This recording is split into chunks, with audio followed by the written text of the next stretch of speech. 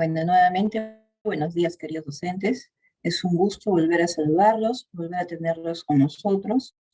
Hoy día culminamos nuestro ciclo de webinars acompañados por Percy.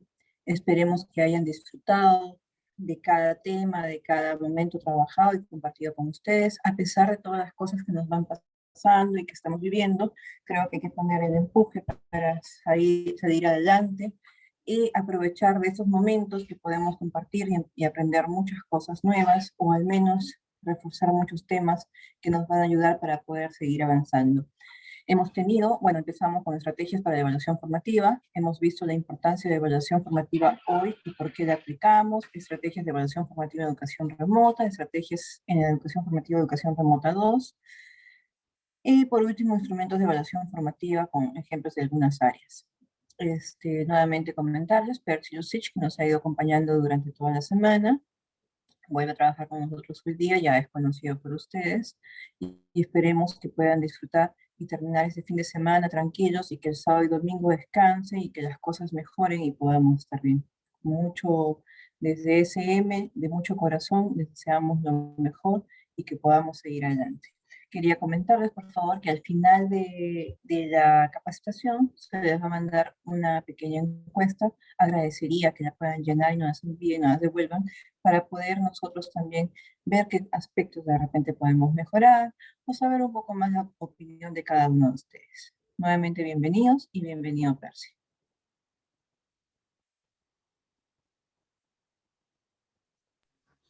Muchas gracias, Norca. Muchas gracias, profesores, por estar con nosotros esta mañana del día viernes, en el que cerramos nuestro taller.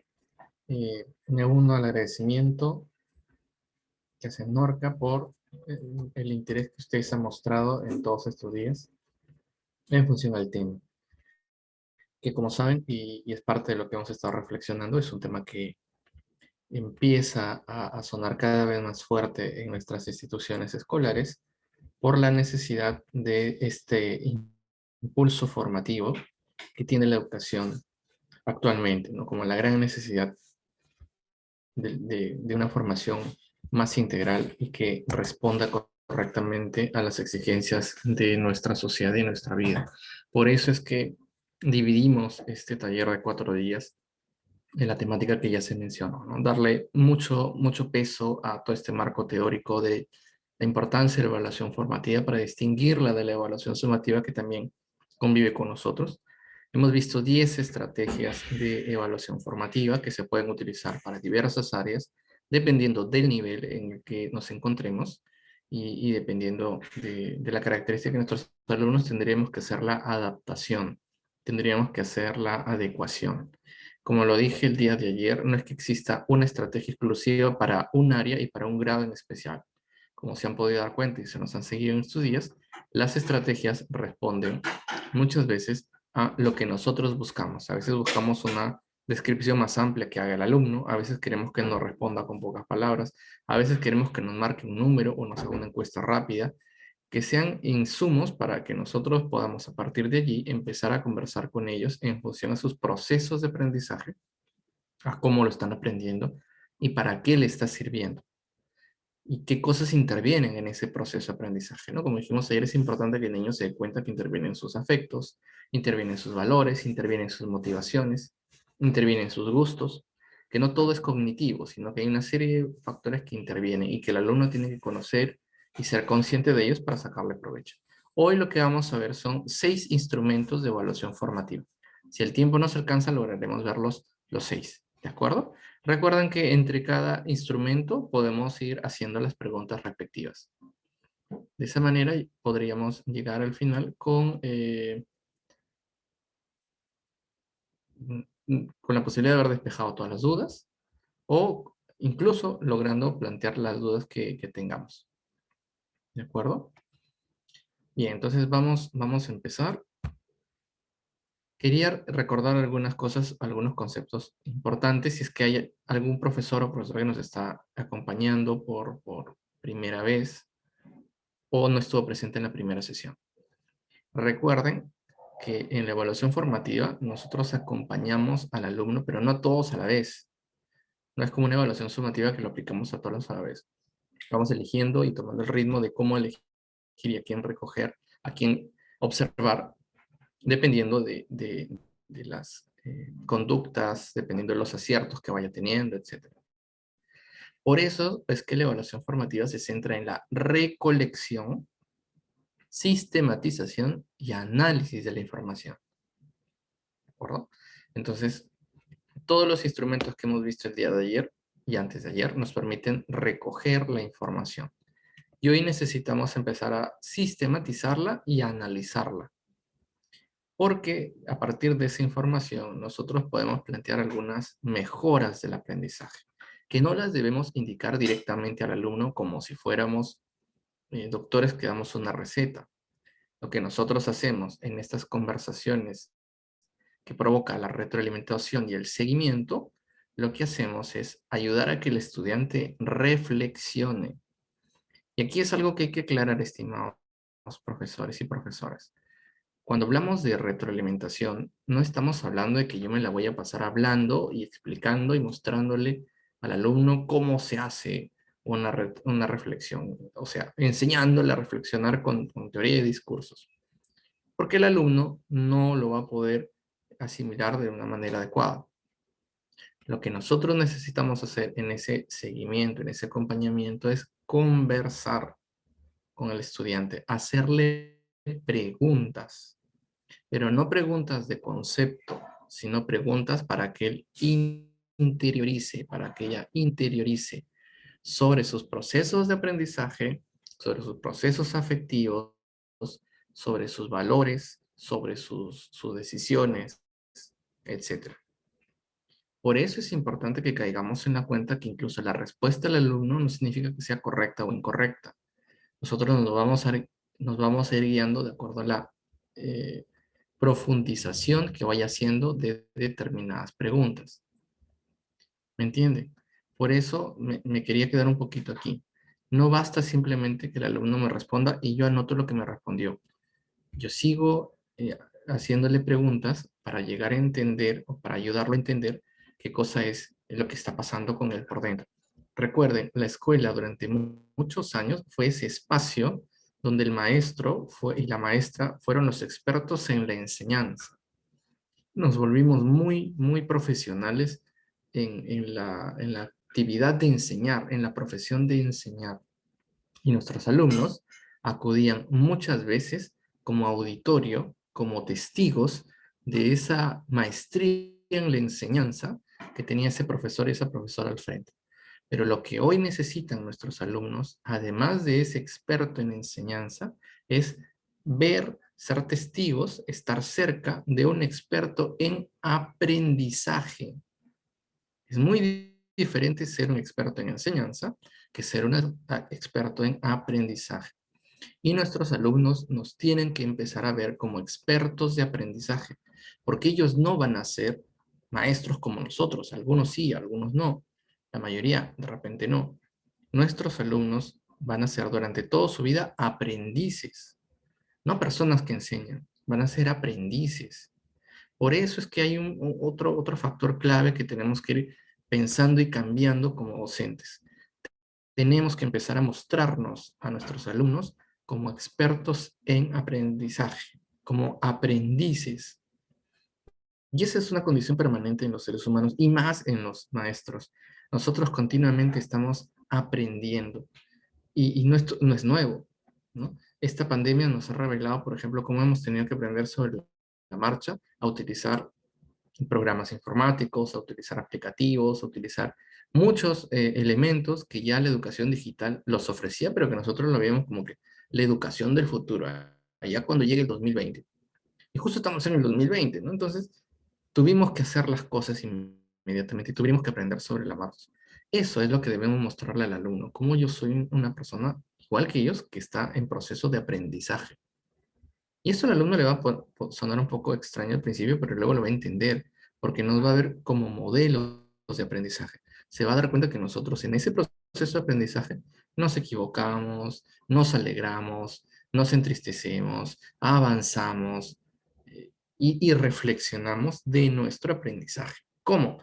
Autopreguntándonos, autorreflexionándonos, autoevaluándonos.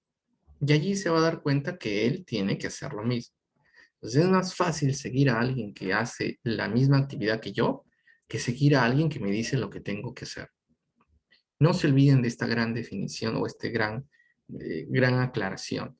Debemos empezar a convertirnos en verdaderos expertos en aprendizaje, en aprendices para nuestros alumnos. No nos va a bajar de nuestra condición de docentes, al contrario, nos va a acercar más al alumno, porque él también es un aprendiz como yo, ¿sí? Veo que hay algunas interacciones en el chat. Claro, Carmen Medina pone, de acuerdo, además, todo el tiempo aprendemos algo exacto. Ellos aprenden mucho de nosotros y nosotros aprendemos de ellos exacto. Y eso es lo que ellos tienen que darse cuenta. ¿Por qué? Porque vamos a pedirle a veces que ellos aprendan de ellos mismos o que aprendan de sí mismos.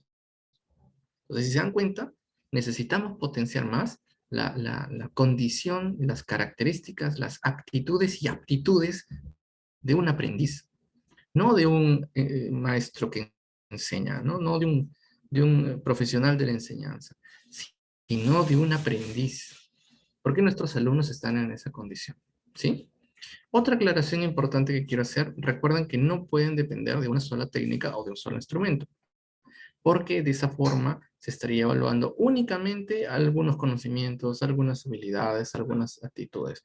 Por eso es importante que les haya podido mostrar 10 posibles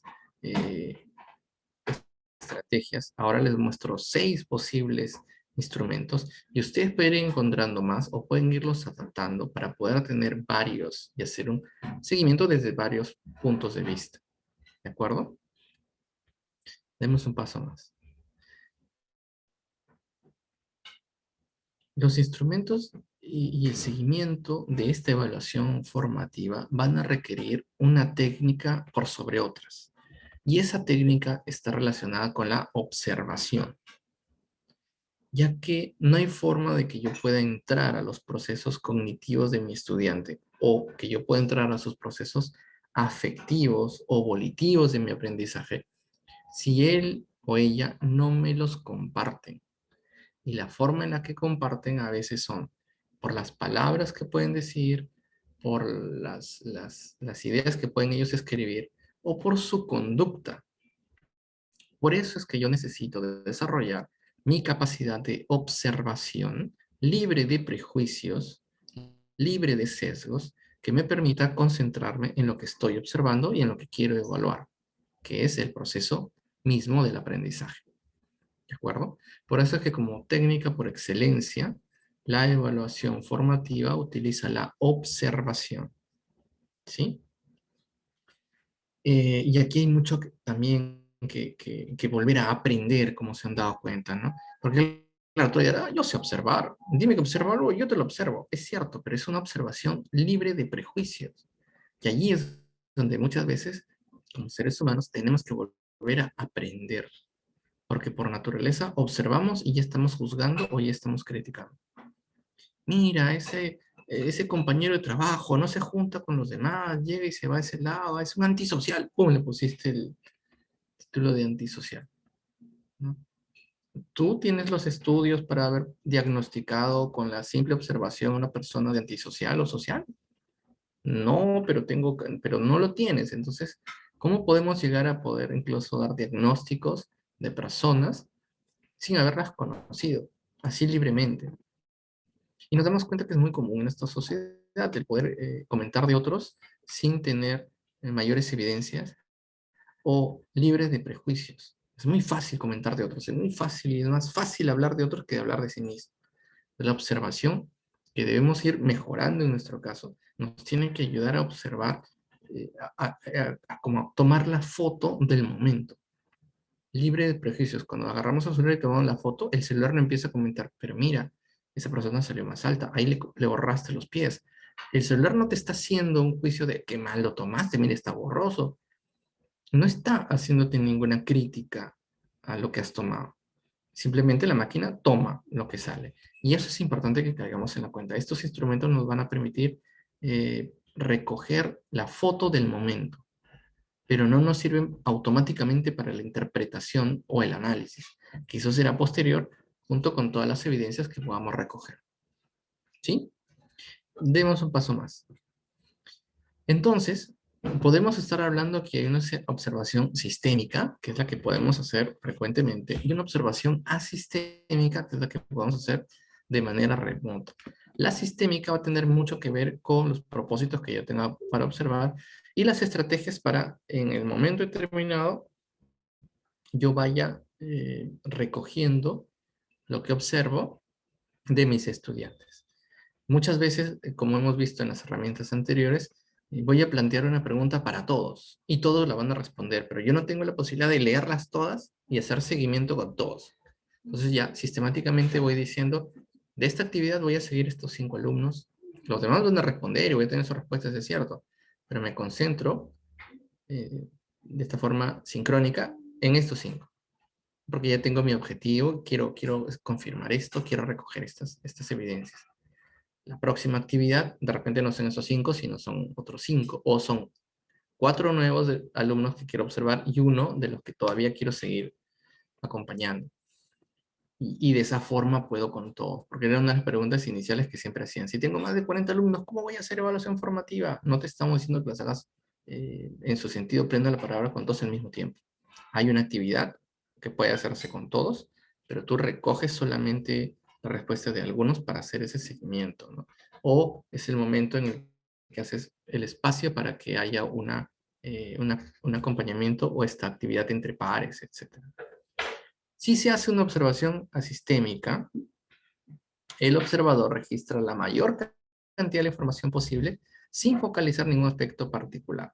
Es decir, tú le pides al estudiante que realice alguna actividad, ya no dentro del horario de clase, sino fuera del horario de clase, haciendo una actividad didáctica, y lo que haces es empezar a recoger posteriormente los hallazgos para poderlos analizar. ¿Qué cosa quiero analizar? Si es que hay similitudes, si es que hay diferencias, si es que hay correlaciones. Y eso a veces lo necesito hacer fuera del espacio del aprendizaje, cuando ya voy comparando. Como les he aplicado una serie de estrategias o de instrumentos, me voy dando cuenta que el alumno número 1 empieza a tener una similitud en su desarrollo cognitivo. Empiezo a darme cuenta que tiene una similitud en el uso de sus estrategias. Va muy bien, ya estoy tranquilo, puedo compartírselo a los padres de familia, les puedo ir diciendo eso. Pero el alumno B empieza a ver que hay diferencias en sus respuestas, que en algunos casos, en estas herramientas metacognitivas de evaluación formativa, el estudiante responde adecuadamente en el sentido de que llega a hacer mucha reflexión, autorreflexión, y en la otra no. Y en la siguiente sí, y en la otra no. Y entonces empiezo a ver diferencias y necesito encontrar de repente una correlación. Y puedo ir encontrando en qué momento, dependiendo de qué variables externas, el estudiante no llega a hacer un proceso más de autorreflexión o no usa más estrategias metacognitivas que en otros momentos, por ejemplo, ¿no? Y eso sería clave ir viendo y observando, ¿no? Y para eso estos instrumentos lo logran hacer. Un paso más, o entremos ya a la primera, ¿sí? Recuerden que a partir de estas herramientas ustedes ya pueden ir haciéndome preguntas si es que necesitan que yo profundice algo más sobre estos instrumentos de evaluación formativa. ¿Listos? ¿Listas? Empezamos. La primera es la escala de estimación. Les debe sonar conocido porque las hemos usado en otros casos. Esta escala de estimación también se puede utilizar como un instrumento de evaluación formativa. Como lo recordarás, se compone de una tabla con ítems de los que se desea valorar y son evaluados según una escala. Yo no lo evalúo, no lo registro con una nota, sino con una escala que me va a permitir ver frecuencias, me va a permitir ver grados. Por eso es que diferencia una lista de cotejo, una lista de control, en el que se valora la presencia o la ausencia, o sea, si lo hace o no lo hace, si hay o no hay. Esta escala de estimación se valora el grado de alcance que pueda tener esa acción cognitiva, el instrumento de una herramienta metacognitiva, etcétera, ¿no?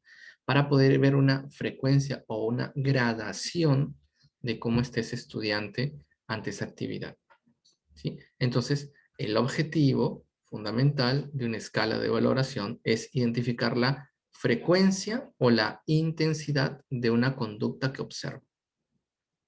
Por eso es que yo puedo utilizar la misma escala de estimación 2 o 3 veces sobre el mismo grupo de alumnos y luego comparar si es que el grado de intensidad ante una actividad de un estudiante se ha mantenido o ha aumentado o ha disminuido o ha variado. Si se ha mantenido no significa que está bien o esté mal. O si ha estado variando no significa que esté bien o esté mal. Lo que hace es demostrarme o avisarme que debo empezar a acercarme a ese estudiante para tener esa retroalimentación en la que le ayude a profundizar en esos aspectos que, por ejemplo, ahora estaríamos evaluando y descubrir o ayudarlo a descubrir qué pudo haber estado ocurriendo en esa situación o en esas circunstancias. Siempre, recuerden por favor, logrando que el estudiante no vea, y nosotros también, una determinación de bien o mal, correcto, incorrecto, aprobado, desaprobado en lo que hacemos. Sino es una escala para ver cómo va, qué es lo que ocurre, etc. Veamos un ejemplo. O perdón, antes de ver el ejemplo, veamos algunas ventajas y desventajas. La principal ventaja es que puede permitir completar una información recogida con otros instrumentos, ¿no? Te ayuda a poder incluirlo en otros instrumentos que podrían ser, por ejemplo, también una guía, una ficha de trabajo cognitivo para el estudiante y tú le aplicas de repente una pequeña tablita al final donde le pides que él marque la frecuencia de ciertos criterios que apuntan más a la metacognición. Entonces te ayuda a complementar el recoger la información, ¿no? Porque contrasta un poco cómo lo puede hacer o qué hacer, ¿no? Por ejemplo, la ficha la hace muy bien, pero metacognitivamente te indica que no estuvo muy atento, el tema no le llama mucho la atención, encontró muchas dificultades, y entonces uno dice, espérate un ratito, tu ficha está perfecta, pero en tus respuestas metacognitivas tú me dices que no estuviste a gusto, estuviste un poco incómodo, te resultó difícil, pero y sin embargo lo hiciste bien. A ver, fíjate qué podemos entender de esto, cómo lo explicas, ¿no? Porque la lógica es, si yo lo hago bien es porque de repente me gustó y lo hice fácil. O si lo hice mal es porque no me gustó. Entonces hay como que una correlación, llamémoslo así, cotidiana, ¿no? Por no decirla natural. Habitual sería, ¿no? La palabra. Y claro, el alumno nos puede ir ayudando a entender y encontrar algo interesante, ¿no? Que a pesar de lo muy difícil que pueda ser, tiene una fuerza de voluntad de decir, no, yo así sea difícil, lo voy a hacer bien y lo hago bien. Y eso es lo que hay que valorar en el no te rindes, lo haces muy bien, te felicito, qué bueno que lo hayas descubierto, sigue así, aplícalo con varias cosas en tu vida y sigue la evaluación formativa. Pero también podemos encontrar que el alumno dice, bueno, es que me ayudó mis papás. Ah, entonces al final, ¿cuánto hiciste tú de todo esto? No, yo solamente la primera parte, pero todo lo demás lo han hecho mis papás. Ah, con razón sale bien eso, pero tú no te sientes bien, ¿no? Entonces, por allí está la principal ventaja de que nos puede complementar algún otro tipo de instrumento. Permite también obtener información sobre comportamientos típicos y repeticiones de patrones de conducta. Entonces, yo puedo ir preguntando sobre las mismas características, comportamientos o actitudes para determinadas actividades. Y como es eh, el mismo instrumento, se supone que tendría que tener la misma respuesta, pero si no lo da, ya yo puedo empezar a trabajar con ese alumno que empieza nuevamente a diferenciarse en las frecuencias. Es un registro de conductas observables. Por eso es que los criterios que tengo que colocar allí son conductas observables, no solo por lo que yo puedo ver, sino también por lo que puede ver el estudiante. Y finalmente, otra ventaja es que es fácil y rápida de utilizar, ¿no? Porque solamente se marca y no se hace una descripción de lo que se está observando, simplemente se marca. Desventajas. Es cierto que una principal ventaja es que tiene un alto grado de subjetividad. esta valoración de lo que le estamos preguntando puede cambiar de persona en persona, ¿no? Para eh,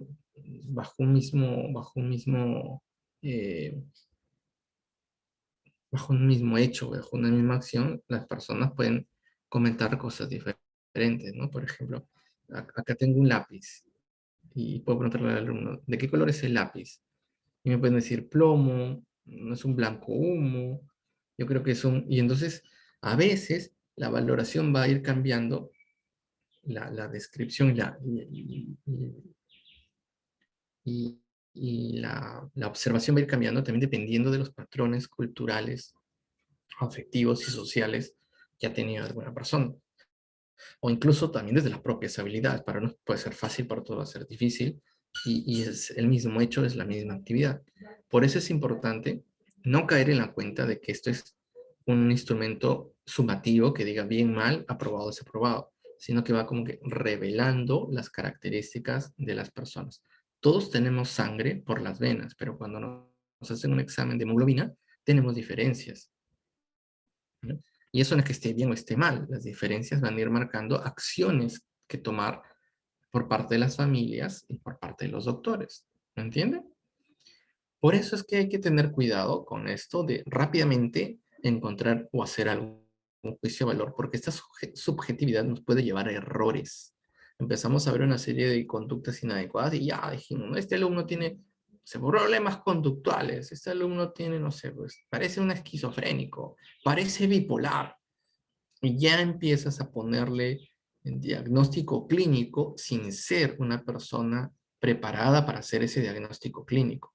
Además, así lo fueras, supongo que necesitas una serie de instrumentos clínicos como para haber llegado a esa conclusión. Tu simple observación no te basta.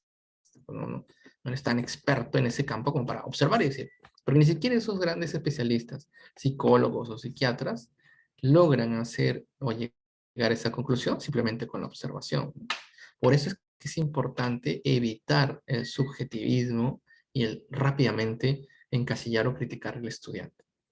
Otra posible desventaja es que recoge información sobre frecuencias de acciones, pero no sobre por qué están produciéndose. ¿Cuáles son los factores que están de fondo? ¿Cuál es el impacto que ejerce la familia en esas conductas? Entonces puede ser esa la desventaja, ¿no? La foto que tomamos en el momento, pero no vimos todo el contexto en el cual se tomó. Por eso va a ser importante considerarla con mucho cuidado, a pesar de las ventajas que tiene, ¿no? Hay tres tipos de escalas: la numérica, la categorial o la descriptiva.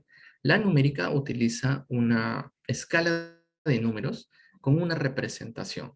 Del 1 al 5, por ejemplo. 1 representa lo deficiente, 2 lo regular, 3 lo intermedio, 4 lo bueno, 5 lo excelente, ¿no? Entonces ayuda a que el estudiante pueda encontrar un rango, ¿no?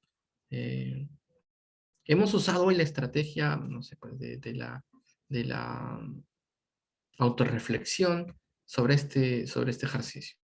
Entonces, por favor, marquen de la escala del 1 al 3 cómo se han sentido y si es que se puede utilizar. El alumno dirá, bueno, 1 porque siento que no, para mí ha sido deficiente. Otro pondrá 2 regular, ¿no? Otro que lo ve y lo usa, 5 excelente. De todos los que han dicho 4 o 5, listo, están bien, los he registrado como está bien, que lo han hecho, pero me gustaría conversar con los que han puesto 1, ¿no? A ver qué pudo haber ocurrido por lo cual marcaron eso o piensan eso de ellos mismos.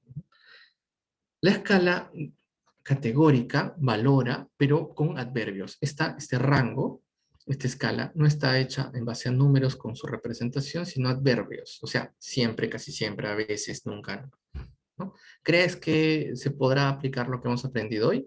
Marca, por favor. Siempre, casi siempre, a veces, nunca, casi nunca. Ya podemos ir viendo que alumnos, por ejemplo, si dicen nunca, nunca, nunca o casi nunca, ayudarlos a reflexionar y darse cuenta que de repente sí. ¿Por qué? Porque hay otro grupo que ha dicho siempre, siempre, siempre, siempre. Si tienes alumnos que dicen siempre y alumnos que dicen nunca, necesitamos que, por ejemplo, se junten para que conversen, ¿no? Y se puedan ayudar a entender. Sobre todo para los que han dicho nunca, de por qué sí hay opciones para hacerlos, o al revés, ¿no? Porque hay algunos casos en los que no se puede hacer. Y la escala descriptiva, como su nombre lo indica, tiene el rango, la escala, llena con descripciones. Descripciones que ustedes van planteando de las conductas típicas, entre comillas, que deberían irse observando, ¿no? Ante una determinada actividad. Vamos a ir viendo 3 modelos para explicarlo un poquito mejor. Por ejemplo, si se trata de la numérica, le decimos al niño, marca por favor del 1 al 5, según estos criterios, ¿no? El tema te permite aplicarlo a tu vida cotidiana. Niño era, del 1 al 5, si el 5 es inicio, proceso, lograr destacado. Sí, destacado, 4. La experiencia del aprendizaje permite el uso de mis estrategias. Esta experiencia de aprendizaje que hemos hecho hoy, ¿va a permitir que tú uses tus propias estrategias? No, porque fue todo nuevo y mis estrategias creo que no las uso tanto para esto. Voy a marcar 1, diré el niño. Me siento todavía en inicio. Pero ante la misma experiencia, otro niño dirá, no, yo sí creo que voy a poderlo usar en mi proceso. 2. Otro dirá, no, sí, esto ya lo estaba haciendo incluso, ¿no? 4. ¿Qué tanto utilizas tus conocimientos previos en este tema? Yo creo que estoy en inicio porque recién los estoy utilizando. Y otro le dirá, no, yo sí. Por suerte, este tema me gusta, así que tengo bastante conocimiento previo y por eso marco 4. El niño no nos dice esta reflexión, la marca, ¿no? Y nosotros cuando recogemos decimos 4, 4, 4, 4. Ok, va bien. Podría decirle al alumno rápidamente, te felicito, mira, vas bien, creo que es por lo que has respondido a esto. Coméntame un poquito más de a qué conocimientos previos te referías, o la estrategia, a ver, cuéntame. Y me dice, yo ya lo confirmo. Pero me centro más y me preocupo más en el que ha marcado todo en 1, 1, 1, 1, ¿no? A ver, cuéntame un poquito más, a ver, expláyate, y empezamos a conversar. Cuando se trata con niños pequeños, podríamos hacer la escala, de repente como números o con dibujos, y el niño puede marcar simplemente, o le podemos ir preguntando y nosotros marcamos. O sea, puede ser otra opción. Acá tenemos una escala de categoría, ¿no? Donde los números ya son nunca, a veces, frecuentemente, siempre. No puedes cambiar los números por los adjetivos, los adverbios, perdón, de nunca, a veces, frecuentemente, siempre, ¿no? Por ejemplo, si es que el niño es capaz de pedir la palabra, si escucha las opiniones de los demás, si habla de forma clara, si respeta las opiniones contrarias a la suya. Entonces, como ven aquí, ya hay unos criterios enfocados hacia conductas observables o conductas autoobservables. Entonces el niño las puede ir marcando. Fíjense que a veces también podemos utilizarla para que otro niño del equipo use esta escala y pueda ayudar a la estimación de otros compañeros. Que más allá de sacar un promedio, porque vamos a sumar cuántos 4 tienes, no sacamos un promedio, lo que hacemos es encontrar una descripción que nos pueda llevar posteriormente a conversar, ¿no? Y la última es una descriptiva, porque aquí lo que hemos colocado junto con la lista de los alumnos son las descripciones que podríamos encontrar con ellos. Por ejemplo, no se conecta a la clase, ingresa por momentos a la sesión. Si el alumno se llama Percy Lucich, y yo veo que esa es su conducta, pum, la marco, ¿no? O veo que mi alumno sugiere ideas, usa los materiales que hemos planteado en la clase, pero hace lo menos posible, ¿no? O sea, lo mínimo. Otra descripción puede ser, trabaja, usa el material, pero no toma iniciativa. Se participa en la clase, hace lo que se pide, pero no tiene iniciativa. Y una última descripción que podría orientar hacia el extremo es que trabaja, usa materiales, toma iniciativa, colabora. Entonces, es una conducta, la voy marcando. Entonces, aquí es la descripción que nosotros los docentes hacemos en función a lo que creemos que deben estar haciendo los alumnos, ¿no? Y en función a eso podemos ir marcando nosotros o podrían ir marcando los propios alumnos. Abro el momento de preguntas. Ya había una, así que por favor, si tienen alguna pregunta más, no duden en hacerla para ir respondiendo. Por ejemplo, Sara Correa pregunta, ¿se utiliza un cuadro para cada estudiante? Como puedes ver aquí, estimada Sara, en esta escala de estimación descriptiva yo puedo utilizar una sola para todos mis alumnos, pero en estas otras, en las anteriores, podría estar utilizando una por alumno. Fíjate que podría incluso ser usada primero de forma personal, individual, el alumno la hace a sí mismo y puedo yo hacerla sobre lo que observo de él y ver qué coincidencias tenemos. Podría ser una bonita retroalimentación, decir, a ver, Muéstrame tu escala tu ficha, ¿no? Tu hojita, para decirle al alumno, tu escala de estimación categórica. Y te muestro lo que yo marqué de ti. Y empezamos a ver coincidencias o diferencias, ¿no? Y nuevamente se convierte en ese insumo, en esa evidencia para empezar a conversar y hacer esto de la evaluación formativa con el estudiante. ¿Sí? ¿Alguna otra pregunta? Estoy entrando al chat para ver las preguntas.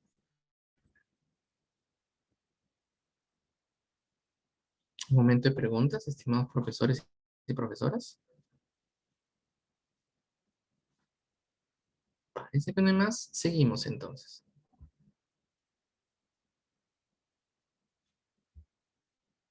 Ya.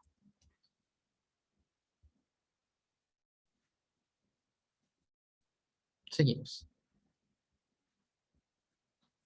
Vamos a ver una que probablemente le suene conocida. Es el registro anecdótico. Ah, aquí hay una pregunta.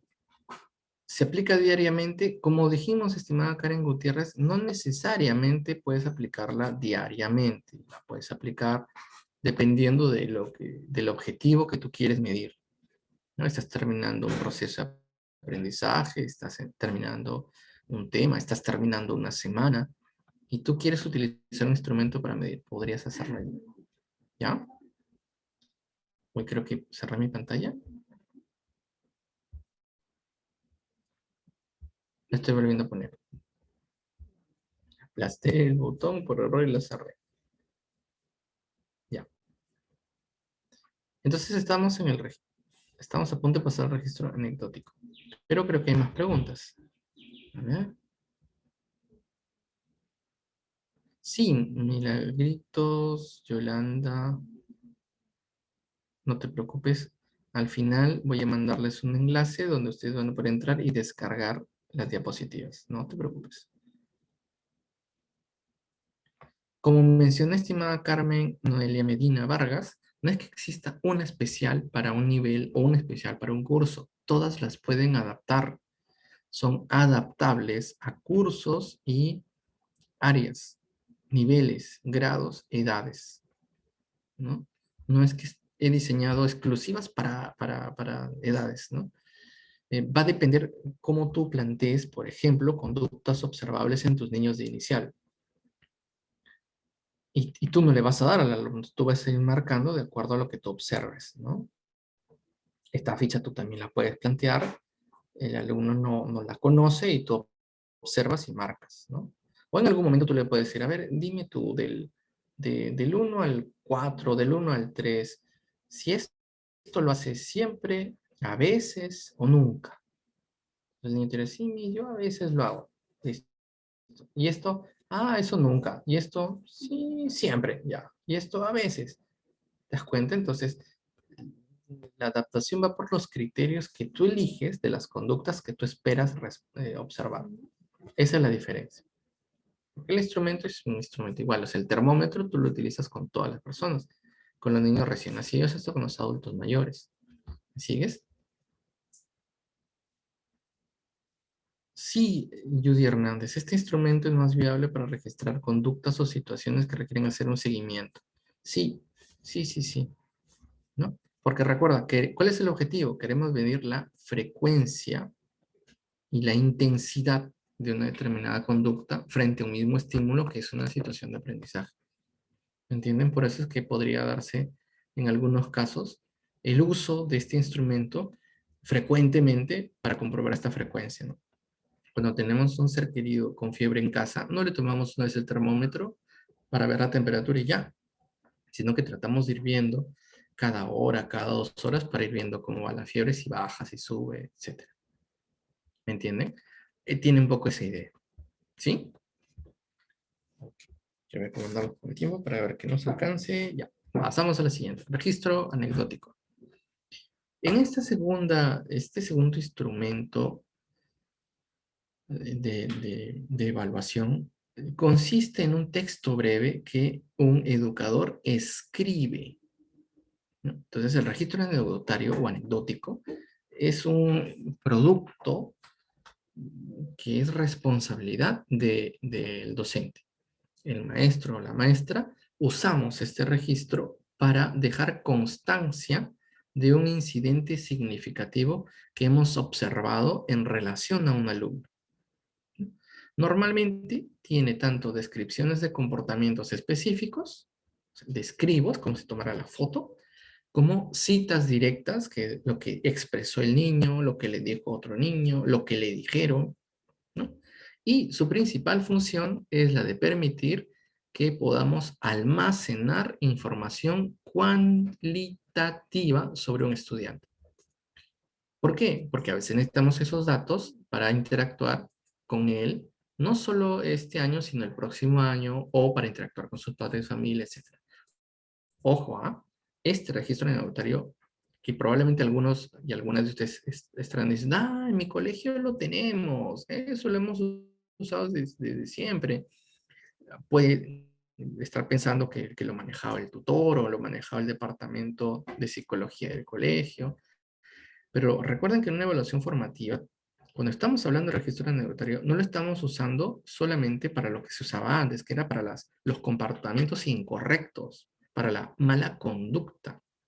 No estamos usando el registro anecdotario para los alumnos que han tenido un comportamiento inadecuado y por lo tanto es como que su expediente, ¿no? Su expediente X, su lista negra de todas las malas conductas y ahí están todos los que tienen matrícula condicional. No, el registro anecdotario se puede llegar a hacer con todos los alumnos y por eso es que nosotros hemos puesto descripción de comportamientos específicos. Fíjate que no dice incorrectos, solo dice descripción de comportamientos. Entonces, podemos encontrar también momentos de comportamientos cognitivos muy interesantes y muy buenos que necesitamos registrar. Porque como les digo, esto es como una cámara de fotos, momentos de fotos. Nosotros tomamos fotos de todas las situaciones, ¿no? Hay gente que le gusta tomar fotos de todo. Entonces, la tarde ayer estuvo bonita, foto. Mi plato de comida es exquisito, foto. ¿No? Veo un bonito pajarito que se paró en la rama de un árbol, foto. Todo lo que me gusta le tomo foto. Pero hay gente también que le toma foto a cosas no tan agradables. O las toman. O sea, claro, cuando nosotros vemos, decimos, mira, esa persona le toma foto a todos. Algo así es el registro anecdotario. Necesitamos las fotos de lo bueno y de lo malo. Si ya hemos acostumbrado a tomar fotos de lo malo, porque lo usábamos para malas conductas, ahora hay que abrir la posibilidad de colocar aquí también las buenas conductas, los buenos comportamientos cognitivos. ¿Se dan cuenta? Porque necesitamos tener una evidencia para otro profesor, para los padres de familia o para los propios alumnos de, por ejemplo, lo que nosotros hemos observado. ¿No les ha ocurrido alguna vez que han estado en plena clase y un alumno que casi nunca participa, que en general no tenía un concepto de que era un alumno destacado y hace un comentario y explica algo y todos se quedan con los ojos abiertos porque vieron un logro pues, de un alumno que no estaba acostumbrado a tener ese comportamiento y a veces el salón, bravo, lo aplaude, ¿no? Eso, por ejemplo, el profe lo tiene que escribir, lo tiene que poner en el registro anecdotario. ¿Para qué? Para luego conversar con el alumno y decirle, mira lo que ocurrió, ¿cómo te sentiste? ¿Qué fue lo que ocurrió? ¿Qué hiciste para que pase esto? Y para que cuando hablemos con los padres de familia les digamos, miren, su hijo se caracteriza por esto, tiene esta reflexión. En estos temas es muy crítico y muy directo y sus alumnos y sus compañeros lo siguen, lo respetan, valoran por estas opiniones que él da. Eso es lo que nos ayuda a juntar una evidencia que después sirve, ¿no? Y que también les sirve, como les digo, no solo a los padres de familia para conocer un poquito más a sus hijos, sino también para los profesores que vienen el próximo año para trabajar con ellos. O de repente tú ya no los vas a tener y los va a tener otro grupo de profesores y pasamos el registro anecdotario al otro profesor para que conozca en qué situaciones ciertos alumnos se comportaron académicamente, conductualmente de esa forma y que tenga, por ejemplo, ya un conocimiento previo sin sacar un juicio de valor. Por eso decíamos, es importantísimo que en todos estos instrumentos yo disminuya la subjetividad para que el estudiante pueda ofrecer a todas las personas eso que ha hecho, o sea, esa foto, pero el profesor lo ha podido reunir para poder ayudar posteriormente a una mayor comprensión de cómo este niño interactúa, ¿no? Entonces, como características, necesitamos que estén escritos de manera objetiva. Por eso debemos limitarnos a describir lo que sucedió, sin añadir en ningún caso mi opinión sobre la situación, ni a escribir ideas de por qué creo que el alumno se comportó así. Si yo incluyo mis opiniones y yo trato de justificar su conducta, lo que estoy haciendo es ya distorsionar ese instrumento y probablemente lo eche a perder. Primera característica. Segunda, tengo que crearlo después de ocurrido el hecho. Porque claro, en clase sucede el hecho y yo de repente no puedo en un momento el alumno no se muevan, no toquen su computadora, tengo que registrar esto. Y me pongo a llenar mi registro anecdótico. No puedo hacerlo, tengo que hacerlo después. Haré algunas pautas, o si la clase está siendo grabada, lo grabo, y cuando acabe, ahí sí tengo que empezar a recordar y describir lo que está observando. Incluye tantos datos como sea posible. Necesito poner datos, porque los datos van a ayudar a que el estudiante recuerde lo que pasó. A veces es, miren, les pongo esto, a veces es difícil que nosotros nos podamos recordar cómo reaccionamos ante una situación. Nos acordamos de hecho, pero no nos acordamos exactamente cómo. Pero si no muestran, pero mira, acá está el video. Ah, ahí nos damos cuenta qué cara pusimos, qué movimiento hicimos, qué reacción hubo, cómo miraron otras personas. Y decimos, ah, mira, yo pensé que solamente era eso. Y no, ¿no? Por ejemplo, si algún día nos hemos caído en la calle, nos acordamos un poquito de la vergüenza o que nos dolió, pero no nos acordamos más detalles, ¿no? Pero si alguien nos tomó un video y vemos, digamos, uy, mira, volé como si fuera el hombre araña y caí sobre una mano, pero me paré rapidito, pero puse mi cara de aquí no pasa nada, pero la gente se dio cuenta y entonces recién empezamos a, ya, yo me acuerdo, sí, ya sé por qué pasó y nos ayuda a recordar. Por eso es que necesitamos poner datos para que la propia persona, o sea, el estudiante, nos ayude luego a reflexionar sobre lo que pasó, qué sintió, cómo lo ayudó, cómo no lo ayudó, etc. Probablemente estén pensando en una pregunta, algo así como, ¿cómo lo hago? ¿Agarro un cuaderno y lo lleno ahí todo el cuaderno y ese cuaderno va a ir pasando de mano en mano? Porque claro, acá y lo hice el año pasado, pero ya no voy a enseñar a esos alumnos. ¿Qué hago con ese cuaderno? ¿Me lo guardo? No, se lo tienes que pasar al profesor que los va a atender. Ah, pero en pandemia no puedo ir a su casa a entregárselos. Y ahora la virtualidad nos está ayudando a tener en cuenta que podríamos ir construyendo esto virtualmente. Tener carpetas, por ejemplo, en Google Drive, donde podamos tener este registro anecdótico por alumno y podríamos tener alguna descripción que va pasando con el correr de los años como archivo a otros profesores que también van entrando y registrando. ¿Se dan cuenta? O es el registro anecdótico de todo el segundo grado, es el tercer grado de secundario. Y en ese registro anecdótico yo entro, busco el nombre del alumno, pongo mis datos, como este ejemplo, por ejemplo, y empiezo a completar, ¿no? Imagínense que esto está en Google, registro anecdótico de primero y secundario. Ok, yo entro, busco estudiante Juan López. Juan López. Observador Manuel Sánchez, soy el profesor de matemática. Fecha, pum, y pongo el hecho ocurrido.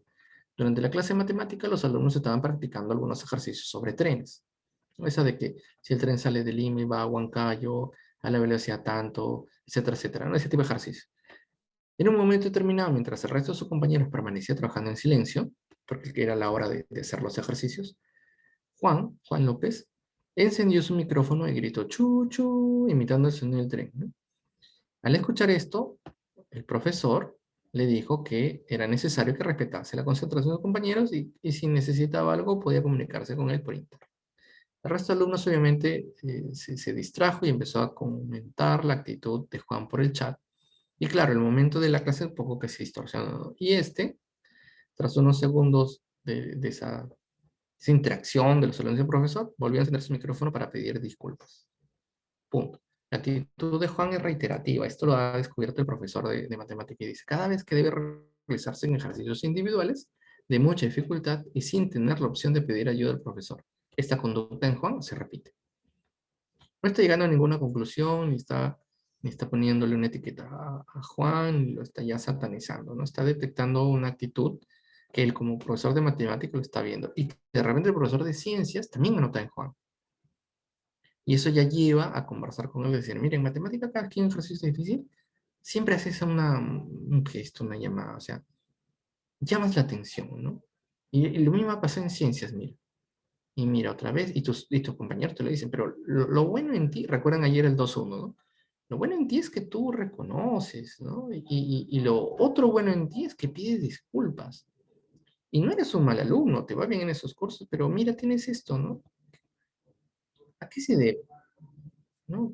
¿Qué piensas cuando haces esto? ¿O qué sientes cuando haces esto? O sea, pues si no, es que creo que hay mucho momento de tensión, profe. Y, pues, o sea, cuando hay tensión no se aprende. Entonces yo trato de amenizar la clase, ¿no? Y por ahí doy. ¿Ya has preguntado a los profesores si necesitan que hagan eso? No. ¿Y estás seguro que los alumnos necesitan que tú amenices la clase? Sí, me han dicho que soy muy gracioso. Pero te lo han dicho durante la clase, de los momentos del ejercicio o después. Y entonces ya empiezas, ¿no? A hacer la evaluación formativa para decir, ya listo, Juan. Ahora, ¿qué te parece si nos ponemos un plan? ¿Qué te parece si durante esta semana tratas de controlar esto? ¿Cómo crees que lo puedes controlar? ¿O qué recompensa crees que te merecerías tú mismo si logras controlar? Y ojo, no te quito tu buen deseo de querer amenizar la clase, de animar a los chicos, pero ¿qué tal si lo coordinas con los profesores y dices, profe, me da unos minutitos al principio o al final como para yo hacer algo gracioso, o hagamos algo gracioso? Mire, profe, he hecho un Kahoot gracioso sobre algunos temas, lo podemos hacer, vamos a jugar. Y yo me comprometo a hablar con los profesores para que te den ese espacio y logres amenizar la clase, porque tu intención es buena. Tu intención, por lo que me has dicho, es que los alumnos no estén tan tensos, porque tensos no se aprende. Y empieza con esto, estimado Juan. Dile a los alumnos, ¿no? Amigos, yo sé que cuando estamos muy tensos no aprendemos. A mí me ha pasado antes. Yo cada vez que estoy relajado aprendo más. Así que, ¿por qué no hacemos un momento de distracción y entramos a estos ejercicios? Ya, sí.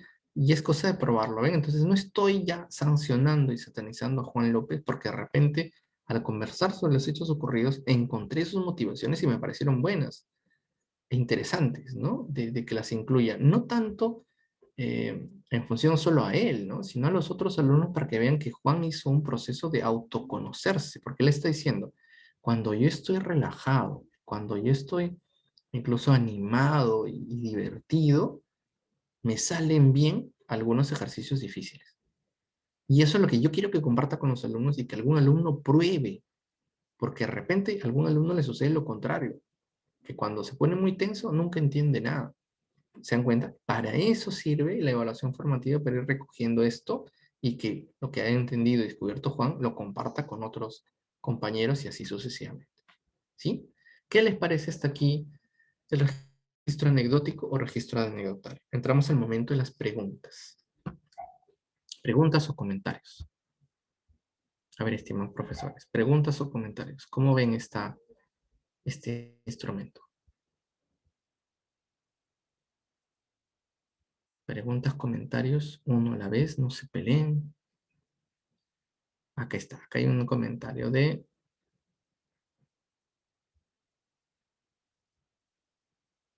Judy Hernández.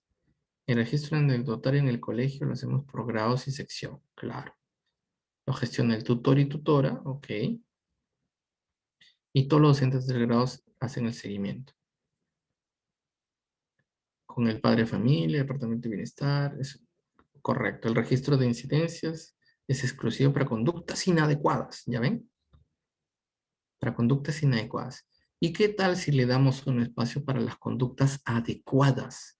Porque nosotros no queremos que esas conductas inadecuadas se imiten, pero tampoco no quiero, al hacerlo público con los estudiantes, que haya una confrontación o un daño para el alumno que tiene la conducta inadecuada. Pero si es una conducta adecuada, sí la deben conocer los padres de familia, sí la debe conocer el alumno y sobre todo también a veces los otros alumnos, porque les puede servir. Gracias por compartirlo, Judy. Entonces, como ven, algunos colegios ya lo usan y sería interesante que pueda ser compartido. También es muy efectivo, dice Sonia Vili.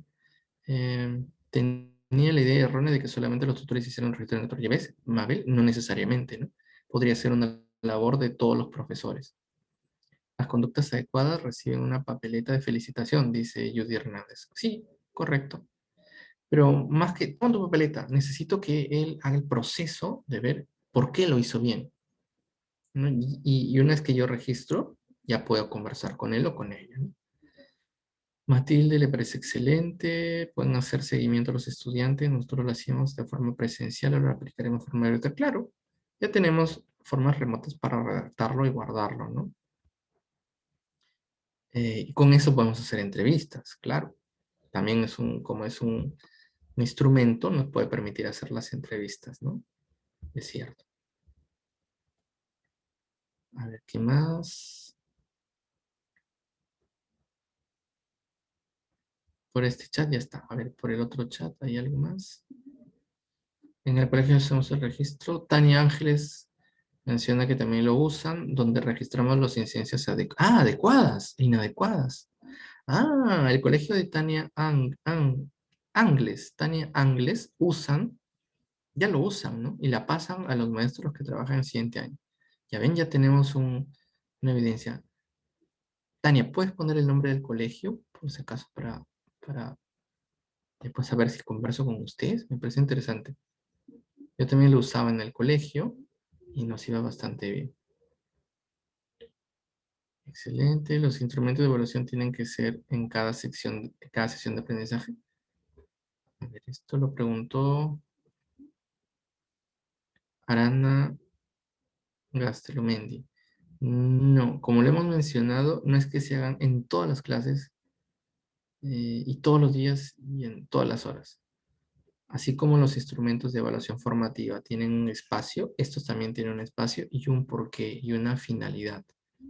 Este registro anecdotario de situaciones positivas y negativas las tengo que utilizar para registrar aquello destacable, ¿no?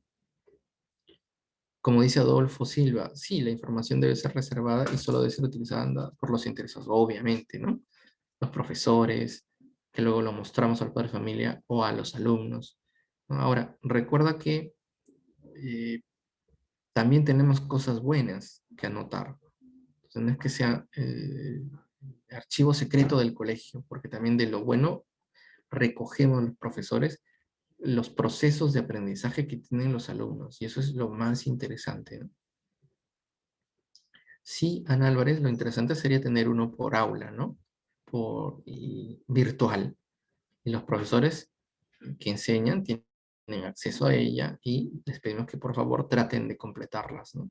Y eso nos ayuda a ir, ¿no?, encontrando coincidencias, frecuencias o contradicciones, ¿no? Mierda Estrada dice que se puede hacer una ficha a un estudiante que tiene problemas de atención y concentración. Creo que eso ya lo haría otro departamento, ¿no? Si un alumno tiene problemas de atención y concentración, lo tiene que evaluar, seguir y monitorear un experto en problemas de atención y concentración.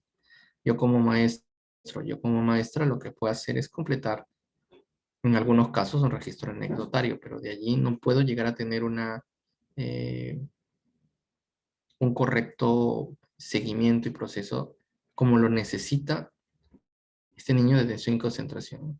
A menos de que ya un especialista me diga, ok, este va a ser el plan, esto va a ser los instrumentos, usa esto para este niño que tiene déficit de atención y concentración. Ok, y guiado por ellos, lo hago, ¿no? Correcto, Ricardo. Estos instrumentos son para evaluar, jamás para calificar. Yo no puedo escribir y al final pongo, por lo tanto, este niño tiene problemas de déficit de atención y concentración. No, no, no, no, no. Yo lo que hago es describir, porque claro, imagínate que el niño lo lea. Y es que lo tengo que hacer que lo lea, porque quiero conversar con él, es como haber tomado una foto. Y a veces, lo que podemos hacer ahora gracias a la virtualidad es tomar capturas de pantalla. Pongo la captura de pantalla, lo pego. Mira, en esta clase, en el chat, tú dijiste esto y le dijiste esto a tus compañeros. O, mira, le explicaste tan bien a tus compañeros que todos te agradecieron y lo hicieron. Coméntame cómo llegaste a esa conclusión, etcétera. ¿Se dan cuenta? Entonces, a veces podemos poner capturas de pantallas como evidencias para que los alumnos digan, ah, ya me acordé, sí, profe, yo le cuento esto. En ese momento yo recordé tal cosa, entonces empecé a recordar, esto lo vi en otro curso y ahora lo pude aplicar acá y por eso lo entendí más rápido. Ah, ya, perfecto. Vamos a comentarlo a tus compañeros porque esto les sirve a todos, ¿no? Las plataformas ahora incluyen registros en notarios. Correcto. Exacto. Ya hay plataformas, gracias Julia Hernández, que lo incluyen. María Pareja Velarde dice, en el colegio Los Andes de Urubamba también lo usamos registrando ambos tipos de conducta. En las reuniones pedagógicas mensuales se comparten con los profesores para contribuir y ayudar a los alumnos a que lo necesiten. Perfecto.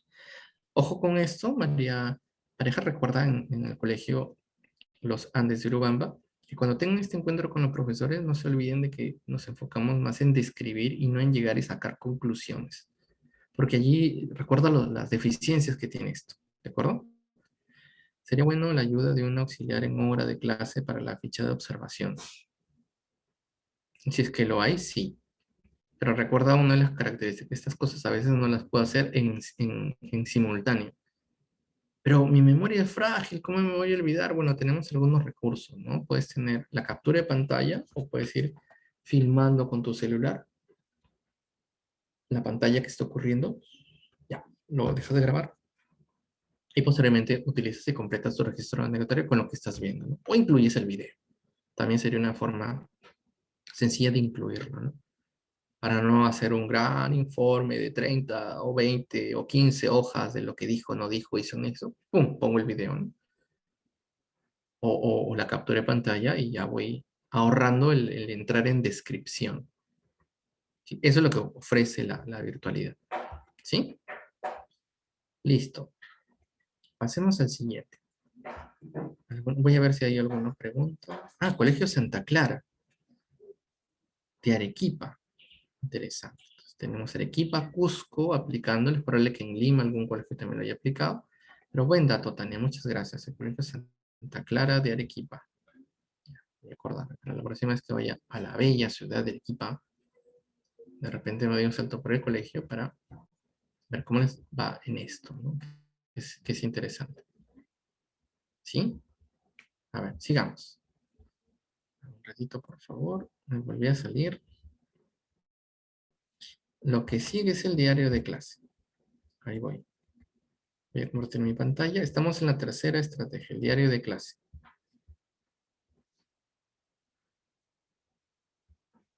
Ahí está.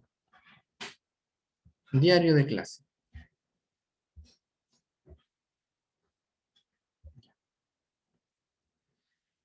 El diario de clase suena parecido al anterior, ¿no es cierto? Pero aquí la diferencia está en que este es un registro individual. Ahí es la coincidencia. Pero la diferencia está en que la persona que completa este diario ya no es el profesor, es el alumno. Aquí el estudiante es quien registra su experiencia en las diferentes actividades que ha realizado, ya sea durante una secuencia de aprendizaje, sesión, semana, mes o bimestre, pero el alumno lo va registrando. Muchas personas hemos tenido la experiencia de querer hacer un diario. Yo lo intenté hasta 3 veces, pero no pasaba de un mes la primera vez, 15 días, y luego ya solamente una semana. De querer ir registrando, ¿no? Lo que vivimos, lo que nos pasa. Hay gente más ordenada y más constante y han llegado a hacer diarios de muchos meses, de años, ¿no? Y esta es la idea de este instrumento. Que el propio estudiante registre en este diario lo que él ha podido procesar o descubrir desde el punto de vista cognitivo, metacognitivo y afectivo, por ejemplo, ¿no? Que él pueda expresar sus comentarios, sus opiniones, sus dudas y sugerencias relacionadas con alguna actividad o consigo mismo o con la vida. Y es muy interesante porque es una forma en la que nuestros estudiantes pueden plasmar lo que ellos están sintiendo y viviendo. Porque muchas veces lo pueden pensar, pero el pensamiento desaparece muy rápido.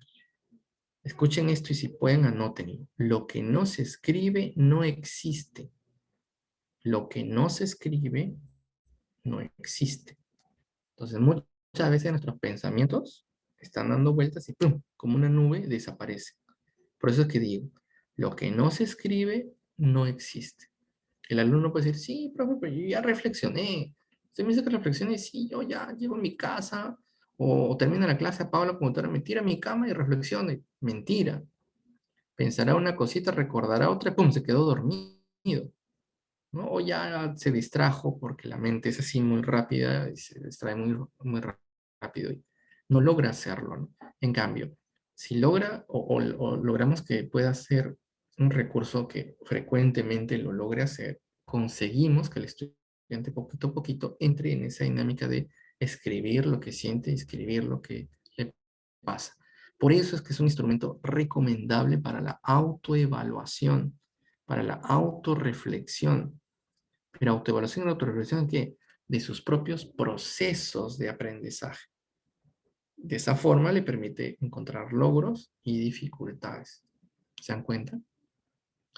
Entonces, aquí sí puede tener un carácter un poquito más privado, si lo quieren llamar así, ¿no? Porque de repente el alumno empieza a explorar y autorreflexionar sus propias emociones, ¿no? Sus propios procesos emocionales. Entonces, también necesitamos que ese diario sí esté eh, eh, cuidado, protegido. Pero claro, tenemos que tener acceso a él, ¿no? Tenemos que tener acceso a él para poder hacer ese acompañamiento necesario, ¿no? A veces necesitamos pedir la autorización para el alumno para que sus padres también tengan acceso a ese diario. Pero lo conveniente sería solamente maestro y alumno, a tal punto de que si el alumno lo desea, hay cosas que en ese diario puede compartir y otras cosas que no puede compartir o no quiere compartir, pero que lo tiene para él mismo, ¿no? Y que les va a servir en el futuro, que le va a ayudar a entender lo que le ocurrió, por qué le ocurrió, etcétera. ¿Cómo podemos hacer esto? Porque no es tan fácil decir que ya desde el primer día de clase le vamos a decir que ahora que tenemos la facilidad de la virtualización, no le vamos a decir agarra un cuaderno y complétalo. Le vamos a decir, por ejemplo, ok, abre un archivo de Google Docs para que lo tengas en tu Drive y solo me lo compartes a mí. Tú sabes mi correo, me lo compartes solo tú y yo. Y yo voy a estar, si quieres, ponme como eh, observador o si quieres que también yo edite, pero de preferencia que yo solamente vea. No voy a modificar ni descargar, ¿no? Solamente voy a ser observador. ¿Y qué voy a poner allí, profe? Ok, mira, vamos a empezar con esta. ¿Qué te parece si vas poniendo estas preguntas o vas haciendo esto? ¿Cuándo lo tengo que hacer? Bueno, vamos definiendo, ¿no? ¿Qué te parece interdiario? ¿No? Apunte, este va a ser el propósito, ¿no? De repente puede ser las clásicas preguntas de qué aprendí, cómo lo aprendí, para qué me sirvió, ¿no? Voy a empezar por otras preguntas que ayuden al estudiante a ir poquito a poquito haciendo la reflexión, autorreflexión de lo que está haciendo. Tengo una experiencia bonita en esto, no tanto ahora como una evaluación formativa, porque cuando lo utilicé no pensamos mucho en la evaluación formativa, pero sí me sirvió, por ejemplo, para el tema de la comprensión, para el hábito lector, para el hábito lector. Entonces, yo empecé a trabajar en un colegio donde me decían hay que favorecer el hábito lector porque el alumno no lee, no lee, no lee, no lee. Y yo decía, a ver, las notas, ¿o cómo saben que no leen? ¿No? Me dicen, no leen porque cuando les tomamos un control de lectura, no salen bien. Un control de lectura. Entonces yo decía, ¿ustedes quieren desarrollar el hábito de la lectura y los evalúan en base a esa lectura? Claro, pues para ver cuándo han entendido. Pero entonces les decía, a ver, ¿pero qué cosa quieren? ¿Quieren medir la comprensión lectora en los alumnos o quieren desarrollar el hábito lector? El hábito del lector. Y no es lo mismo, decían, no necesariamente es lo mismo. Entonces ya, yo ya entendí, si ustedes quieren desarrollar el hábito lector, yo voy a desarrollar el hábito lector, pero no voy a evaluar a los alumnos. Pero no van a leer, vas a ver que no van a leer. Ya van a ver que sí van a leer. Entonces lo que les propuse a los alumnos es hacer un diario de lectura. Y les decía, chicos, tenemos que leer por día al menos 3 hojas, 5 hojas. ¿De acuerdo? Entonces, necesito que ustedes encuentren un cuaderno viejo, que le sobren hojas. No tiene que ser necesariamente nuevo. Si alguien tiene una libreta también sirve, pero tiene que ser. Y lo que van a poner es, en la parte de arriba, día, hora y las páginas que han leído. Si hoy día empiezo con la página 1, no voy a completar hasta qué página acabé, hasta que yo más o menos sienta que llegue a la 3, 4, pero si quiero leer un poquito más, leo un poquito más, pero ahí cierro la cantidad de páginas. Y luego pongan, luego de leer, no hagan un resumen, no quiero que me resuman lo que han leído, sino que me digan qué sintieron cuando lo leyeron, qué recordaron, ¿no? ¿Qué sintieron, qué recordaron? ¿Les gustó, no les gustó? Después algunas preguntas, ¿no? Les dije, de esas preguntas casi siempre elijan 2, ¿no? Las que ustedes quieran. O sea, como 10 preguntas, ¿no? ¿Te gustó? Lo que más te llamó la atención, lo que no te gustó, lo que se aplica a tu vida, lo que se parece a tu vida, ¿no? Unas preguntas más. Pero elige 2, las que tú quieras, si son las mismas no hay problema, pero elige y pongas. Todos los alumnos lo empezaron a hacer y al principio eran 2 líneas, ¿no? ¿Qué te gustó? Me gustó eh, todo. Me gustó, no me gustó, la letra chiquita. Y empezaban así. Pero poquito a poquito entraron a hacer más reflexión y empezaron a decir, ahora leyendo esta parte, lo que le pasó a tal personaje me recordó algo que yo también viví. Me recordó esto, ¿no? No igualito, pero parecido, ¿no? Y más adelante, y ese nivel de autorreflexión fue creciendo, creciendo. Y cuando terminaron los alumnos decían, profe, ¿y cuándo va a hacer el examen? ¿Qué examen? Le digo. Del control, pues sí lo han hecho, le digo. No, ¿cuándo? ¿Cuándo? No. Cuando han hecho su diario. Eso es. Profe, ¿cómo lo calificaron? Pues ya lo estaba calificando cuando ustedes iban escribiendo y yo iba leyendo lo que iba, me iba dando cuenta cómo iban haciendo el proceso de la lectura, porque el proceso de la lectura no es simplemente para responder preguntas, es como para incorporarlo en tu vida, en tus emociones, en tus experiencias. Ah, ¿y cómo le gustó? ¿Le gustó? Sí, sí, sí. ¿Quieren otra? Ya otra. Siguiente libro, siguiente diario. Entonces entraron en una dinámica muy chévere de cómo la lectura se involucra con ello. Entonces desde allí me gusta mucho el diario, porque el alumno puede llegar, claro, algunos más que otros, ¿no? Pero llegaba a un análisis de autoevaluación y te decías, wow, ¿cómo ni en la vida se me hubiera ocurrido llegar a procesos como esto a partir de una lectura, ¿no? Y los alumnos llegaban a hacer un autoanálisis o autocrítica muy fuerte a partir de esos procesos de lectura, ¿no? Y que fue por ahí donde rescatamos más, ¿no? Preguntas, profesores, preguntas, comentarios. Abro el momento de que puedan hacer preguntas o comentarios sobre esta herramienta. Sí, correcto, Mirta Córdoba. Este diario lo tiene el alumno. Es decir, el enlace lo maneja el alumno, pero el enlace también lo tengo yo. Claro, le podemos llamar bitácora, Judy Hernández, ¿no? También le podemos llamar una bitácora. La bitácora es el diario de los marineros, ¿no? También tiene ese nombre. ¿Alguna otra pregunta? Momento de preguntas. En Villa Caritas trabajamos desde los primeros grados del plan personal donde las niñas reconocen sus logros, qué dificultades tuvieron, cuál es su meta y qué medio poner algunas soluciones extraordinarias personales. Excelente, Ana Luisa. Excelente. Esta es la idea también.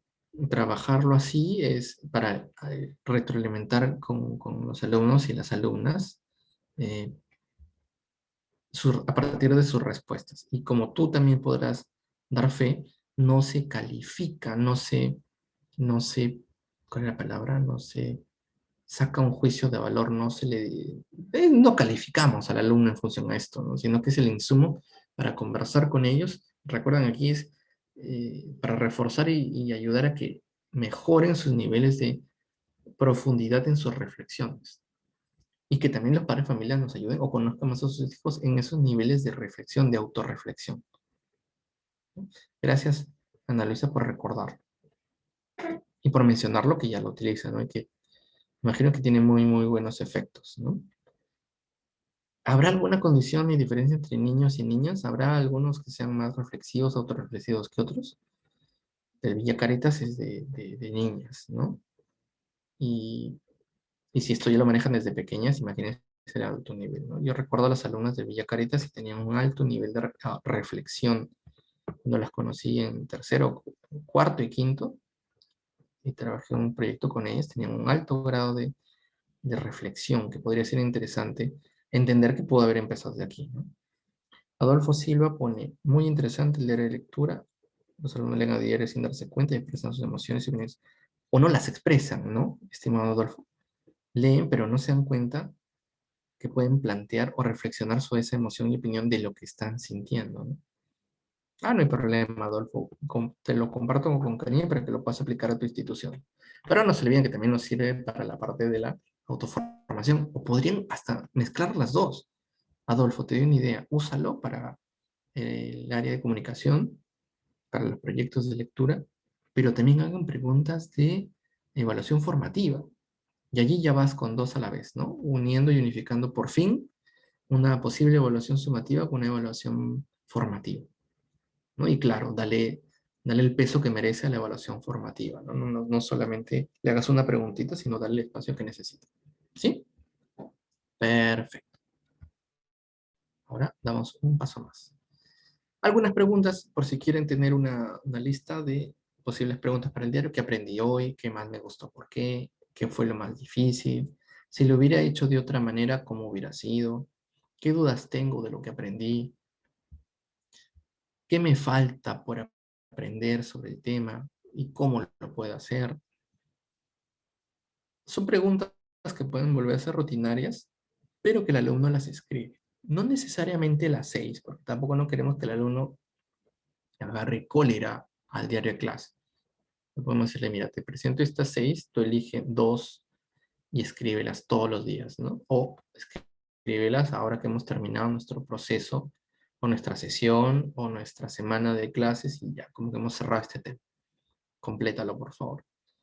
Pero porque uno está haciendo, no volvamos otra vez en eso, esto es importante para ti, y ya entramos otra vez, hazlo, por eso hazlo con cariño, esto, pero, profesor, ¿lo va a leer usted? Claro que lo voy a leer, pero vamos a conversar, ¿no? Me interesa saber a qué llegas, ¿no? ¿Listo? Ya. Siguiente, diario de trabajo. Entonces, esta es otra estrategia. ¿En qué consiste? Como instrumento, básicamente, busca registrar, o sea, como instrumento de evaluación, busca registrar una narración breve de la jornada o de las circunstancias escolares que hayan influido en el desarrollo de un trabajo. Entonces, esto nuevamente lo puede trabajar el alumno o un grupo de alumnos que han hecho un proyecto. Pero ahora no se ven. ¿Cómo van a hacer todos juntos? Hacen sus sesiones virtuales como nosotros, prenden sus pantallas y a veces les pedimos el producto, pero no les pedimos un cuaderno de campo del producto, ¿no? Y como recordarán, este diario de trabajo o cuaderno de campo lo que hace es ir registrando o reconstruir mentalmente lo que se estuvo haciendo y reflexionando en el proceso del aprendizaje, ¿no? Porque le podemos decir al grupo de alumnos que digan, ok, lo primero que tuvieron que haber hecho es comprender las instrucciones del aprendizaje basado en proyectos que estamos trabajando, ¿sí o no? Sí, sí, sí, sí, ya, ok. Anoten en el diario de campo cómo entendieron y cómo hicieron para comprender esas instrucciones, ¿no? Quiero saber. Listo. Luego, el siguiente paso es que se organizaron y desarrollaron, ¿no es cierto? Si ya pongan cómo se organizaron, pero también pongan qué sintieron, qué les favoreció, qué no les favoreció. Luego pongan qué estrategias se emplearon y vean si es que funcionaron o no funcionaron. Por ejemplo, esa de, nos dividimos el trabajo y no funcionó. Entonces, ¿qué hicieron? Empezamos a hacer primero un mapa conceptual para ver qué íbamos a hacer qué cosa abarca el tema. Perfecto. Y luego que ahí sí nos distribuimos. Perfecto. Sucesos sorprendentes o preocupantes. Eh, ellos ponen, ¿no? En su diario de trabajo. Nos preocupó que cada vez que queríamos buscar información de ese tema, aparecían más temas. Y entonces, lo sorprendente por un lado es que nosotros es como si jalábamos un hilito y ¡frum! Se abrió una cortina de temas que nos parecían también valiosos e interesantes. Pero lo preocupante es que nos salíamos continuamente del tema, entonces queríamos estar dentro del tema. Entonces esas reflexiones como grupo sobre los sucesos que han ido pasando también son importantes. O también les podemos pedir que anoten en ese diario de trabajo reacciones y opiniones respecto a las actividades realizadas, ¿no? A partir de su propio aprendizaje o a partir del aprendizaje de los otros, ¿no? Entonces ellos pueden poner, bueno, una reacción positiva que tengo es que me sentí muy a gusto trabajando con estos alumnos porque a diferencia de lo que yo pensaba, han sido muy pacientes, me han explicado con mucha tranquilidad, han respetado mucho de mis ritmos y he podido aprender de ellos. No solamente el tema, sino las estrategias que hacen ellos para estudiar, para aprender. Entonces, eso es lo que nosotros tratamos de rescatar un poco más para que los estudiantes puedan descubrir cómo en un proceso grupal que va a tener un producto, en el camino, en el proceso, ha habido un acompañamiento de nuestra parte, pero también ha habido una, ¿cómo lo llamaríamos? Una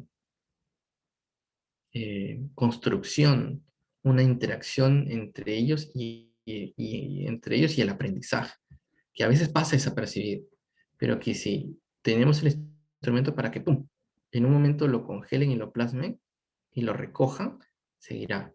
Y luego otra vez, ¡plum!, lo lean, lo escriban, lo registren para más adelante reflexionarlo y otra vez sigue su interacción. Entonces, eso es lo que hace este trabajo sobre la marcha del desempeño de un proyecto. Esa es la instancia donde tienen que parar para evaluar lo que están haciendo y ver si continúan por ese camino o tienen que tener otro.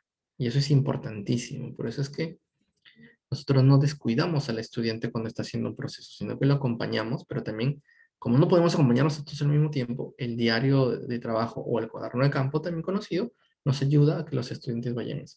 Ya lo hemos usado, me van a decir ahorita, en el colegio tal lo usamos como diario, como cuaderno de campo, perfecto, pero ahora añádele una parte donde ellos también registren sus procesos metacognitivos o sus procesos afectivos.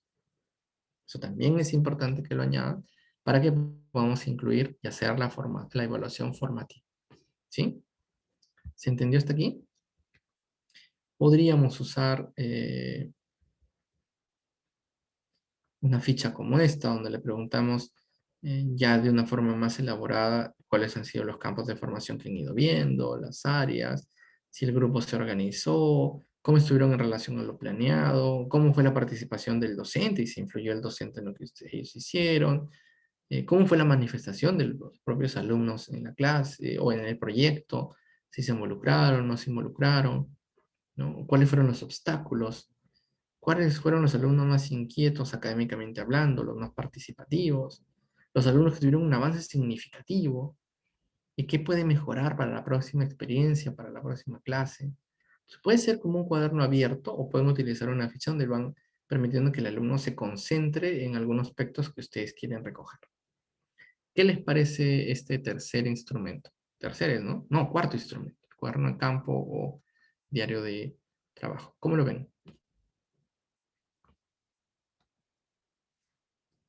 ¿Qué les parece? Seguro que me van a decir que ya lo han usado como diario de campo, ¿no? Diario de cuaderno de campo, ¿no? Ahora incluyan esa opción con preguntas que se orienten a la autorreflexión. Pero recuérdenle al alumno ya, pero por si acaso este bloque de preguntas o este bloque de la ficha está asociada a que ustedes puedan hacer ese proceso de autorreflexión individual y grupal, ¿ya? No se olviden, alumnos, por si acaso para ayudarles a diferenciar una con otra, pero también para que le den importancia. Y valoren la importancia de llegar a estas conclusiones. ¿Qué internet está fallando, el mío o el de ustedes? No lo sé, Yolanda. Sí, Giovanna, va a estar en el material. Sí, pero recuerden que es adaptada. Se puede adaptar, ¿no? Pueden cambiar, pueden borrar columnas de aquí, ponerle otras, puedes hacer las preguntas abiertas, ¿no? Va a variar, ¿no? Depende también del grado. Con los pequeños podemos hacer dibujos para que ellos marquen. Con los más grandes ya podemos pedir lo que sean más descriptivos. Pero tenemos que guiar ese registro del trabajo. Eso es lo importante. Podemos decir, ya, y ahora, y en un drive van a hacer su cuaderno de campo. Pero, profe, ¿qué es su cuaderno de campo? Ah, un cuaderno de campo que tú anotas lo que han hecho. Y van a decir, pero no es lo mismo que el informe, y van a estar en esa duda. Entonces hay que enseñarles qué pasos tiene, qué forma, y a veces hay que darles como ficha para que completen nada más, ¿no?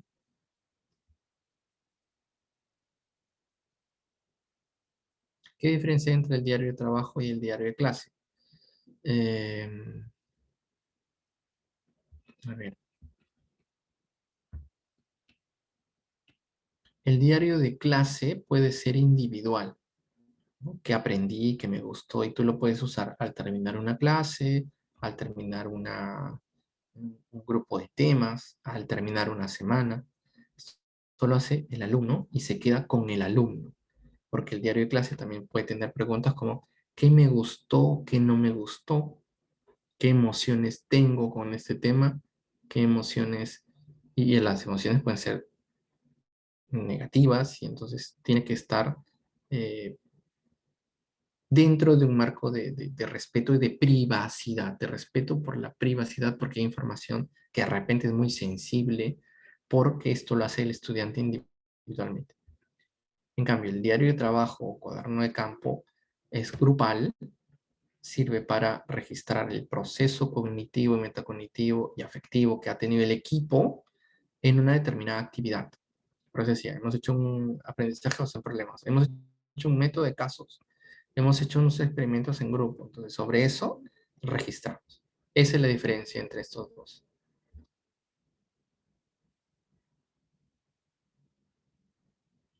A ver, preguntas. Ya, creo que respondí tu pregunta, estimada Cecilia Lora. Eh, Adolfo Silva, ¿cómo manejamos las discordias o comentarios entre los integrantes del grupo? Se registran ambos comentarios, pedimos que discuten y comenten. Ya. Cuando pasa esto, estimado Adolfo, no hay que dejarlos que discutan solos. Hay que ayudarlos a que hagan una discusión enfocada a cierto tipo de criterios. No vale tanto el me gusta o no me gusta, sino a ver, lo importante es el aprendizaje. Entonces, en función del aprendizaje, ¿qué es lo más adecuado? ¿Qué es lo que se puede? ¿Qué es lo que no se puede? Entonces, podemos despejar las discordancias sin caer en las justificaciones, porque así los alumnos no salen, ¿no? Un ejemplo de aplicación de clase aplicar la lectura. Ya la hice, Karen Gutiérrez. Ya la apliqué. Cecilia Pérez, interesante, puede tenerlo para observar a los alumnos y es, claro, en la virtualidad es importante que se maneje, ¿no? Y el Google nos ayuda a que vaya quedándose registrado eh, y lo podemos tener como archivo, ¿no? Involucra y anima a los alumnos a tener mayor presencia en los trabajos grupales, es cierto, pero sobre todo a ser conscientes del proceso cognitivo que voy teniendo yo y que puedo verlo de cerquita con el otro miembro de mi grupo, ¿no? Porque de repente pienso solo en mi proceso y digo, voy bien. De repente, al compararme con otro alumno, digo, ay, ay, ay, no voy tan bien, entonces me voy a copiar de estas estrategias que él hace para que me vaya bien, ¿no? Esa es una opción. Sí, dice Eulalia Romero. Interesante, también podemos observar en este tipo de evaluación la participación de los estudiantes indicando los obstáculos y avances que han tenido. Sí, es cierto, también pueden hacerlo, ¿no? Claro, todos llegan a hacer juntos el diario de clase. Hay preguntas que pueden respondiendo todos juntos por consenso. Y de repente cuando no hay consenso también se pone, porque recuerden, no hay correcto o incorrecto. Si el grupo tiene discrepancias, es normal, en todos los grupos hay discrepancias. Recuerden sus grupos de trabajo como docentes. No siempre estamos de acuerdo, tenemos discrepancias y tenemos nuestras razones por las cuales discrepamos, pero las reconocemos, son válidas y las aceptamos. Y eso nos permite demostrar a los alumnos que podemos ser diferentes, pero también complementarios. Pensamos diferente, pero actuamos igual bajo un objetivo. Entonces, eso es una forma también de hacer esta evaluación formativa. Muy bien, avancemos un poquito más para que no nos gane la hora. Siguiente, quinto, la escala para medir actitudes. Esto que fue una de las preguntas que me hicieron también en las primeras sesiones. ¿Cómo puedo medir una actitud? Puedo hacerla si es que tengo una lista de enunciados, frases que yo he seleccionado para medir una actitud. Y entendemos como actitud una disposición positiva, negativa o neutral ante otras personas, ante otros objetos o ante otras situaciones. Entonces, para yo poder esta escala de actitudes, lo que puedo tener o necesitar es que refleje ante qué personas, objetos o situaciones un alumno tiene ciertas actitudes a las que llamaríamos favorables y desfavorables. No decirles buenas o malas. Y lo que permitirá identificar algunos aspectos que pueden interferir en el aprendizaje o en la integración del grupo. Y es que, claro, como esto no se suele pensar, reflexionar o analizar, creemos que está todo separado, ¿no? Y como es conocimiento, conocimiento, y es contenido, memoria, contenido, memoria, contenido, memoria, y creemos que eso solo es el aprendizaje. Y tenemos que mostrar al alumno que no, que para el aprendizaje intervienen factores como los emocionales, las actitudes, y que pueden favorecer o no pueden favorecer, eh, pueden interferir o no pueden interferir al aprendizaje, ¿no? Entonces, para esto, nosotros necesitamos ir trabajando con ellos esta autoobservación, autovaloración de sus propias actitudes. Entonces, ¿cómo se elabora una escala de actitudes? Primero tenemos que determinar cuáles van a ser las actitudes que queremos medir con nuestros alumnos y definirlas. O sea, vamos a llamar esta actitud tal, tal.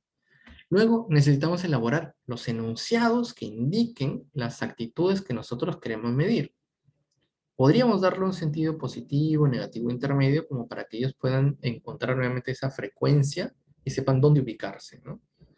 Luego, estos enunciados deben facilitar respuestas relacionadas a una actitud media, ¿no? O sea, de repente podemos estar buscando que el alumno se ubique en una actitud media.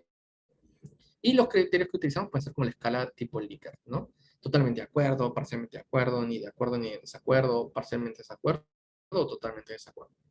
Así nosotros vamos a poder mostrarle un rango al estudiante. En los alumnos pequeños puede ser otra vez, siempre, ¿cómo es? Nunca, a veces, siempre. Podría ser una escala más pequeña de 3, ¿no?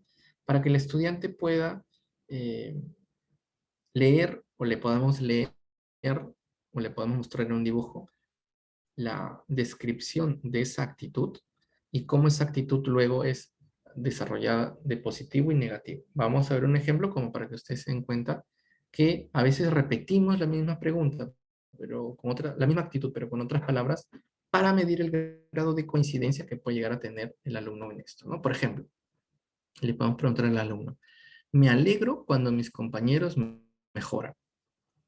Entonces el alumno era, me alegro con mis compañeros. Está redactado como actitud, ¿ves? Una actitud es que me alegro.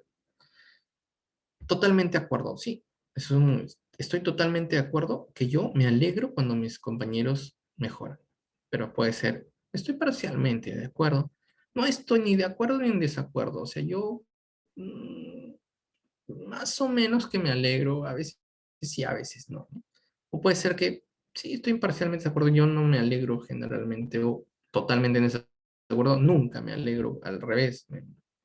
No me gusta cuando mis compañeros mejoran. Y el alumno marca. La segunda dice, puedo organizar las actividades virtuales en equipo con cualquier compañero. O sea, no tengo problema en trabajar con cualquiera virtualmente. Entonces el alumno marca totalmente de acuerdo, parcialmente de acuerdo, etc.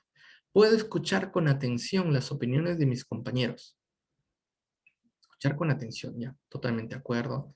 Creo que es mejor formar equipos de trabajo remoto solo con mis amigos de siempre.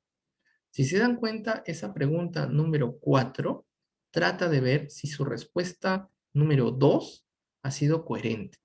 Porque si yo estoy mostrando una actitud coherente y dije en la 2 que puedo trabajar con todos sin problema, tendría que decir que no, a la actitud número 4, que está diciendo que creo que es mejor formar solo con mis amigos. O la 5, creo que uno debe ayudar solamente a sus amigos. ¿Ven? Entonces ya está como yendo en contra de la actitud supuestamente de ayudar a todos, ¿no? 6, me incomoda ayudar a otros compañeros que tienen problemas con su conexión de internet. ¿Ven? Solo puedo ayudar a mis amigos, dice la 5, ¿no? 7, creo que puedo incluir en mis trabajos virtuales a compañeros que nadie escoge. Esa va de la mano con la número 2. Entonces, si hay una correspondencia entre la 2 y la 7, tendría que ser idéntica, ¿no? O sea, tendría que marcar casi siempre igual. Entonces, como ahora tenemos la ventaja de la virtualidad y podemos hacer, por ejemplo, un formulario de Google, un cuestionario de Google, y se lo mandamos por enlace a los alumnos, el alumno lo hace solo, marca. Y gracias al formulario de Google, lo procesa, o sea, recoge las respuestas, las procesa, las tabula y te avisa a ti el resultado individual o el resultado grupal de los estudiantes. Entonces, puede ser más sencillo que tú puedas encontrar y decir, ok, me voy a fijar en los que repiten, las preguntas se repiten para ver si es que el alumno ha sido capaz de ser coherente y sincero en su conducta, ¿no? Y claro, como les decía, si se han dado cuenta, aquí la conducta es el compañerismo, ¿no? La solidaridad en entornos virtuales. Y lo que he estado haciendo es describir la conducta tanto de modo positivo como de modo negativo, para que si el estudiante tiene muy internalizada la conducta y si él tiene esa conducta positiva, se supone que va a marcar como totalmente de acuerdo en las conductas positivas. Pero si no la tiene tan internalizada, va a hacer incoherencias en sus respuestas. O sea, a partir de allí, no es que pongo una nota. A partir de allí, empiezo a conversar con mi alumno sobre sus respuestas. ¿Se dan cuenta? Para eso trata un poco esta actividad. Vamos a ver las preguntas. A ver.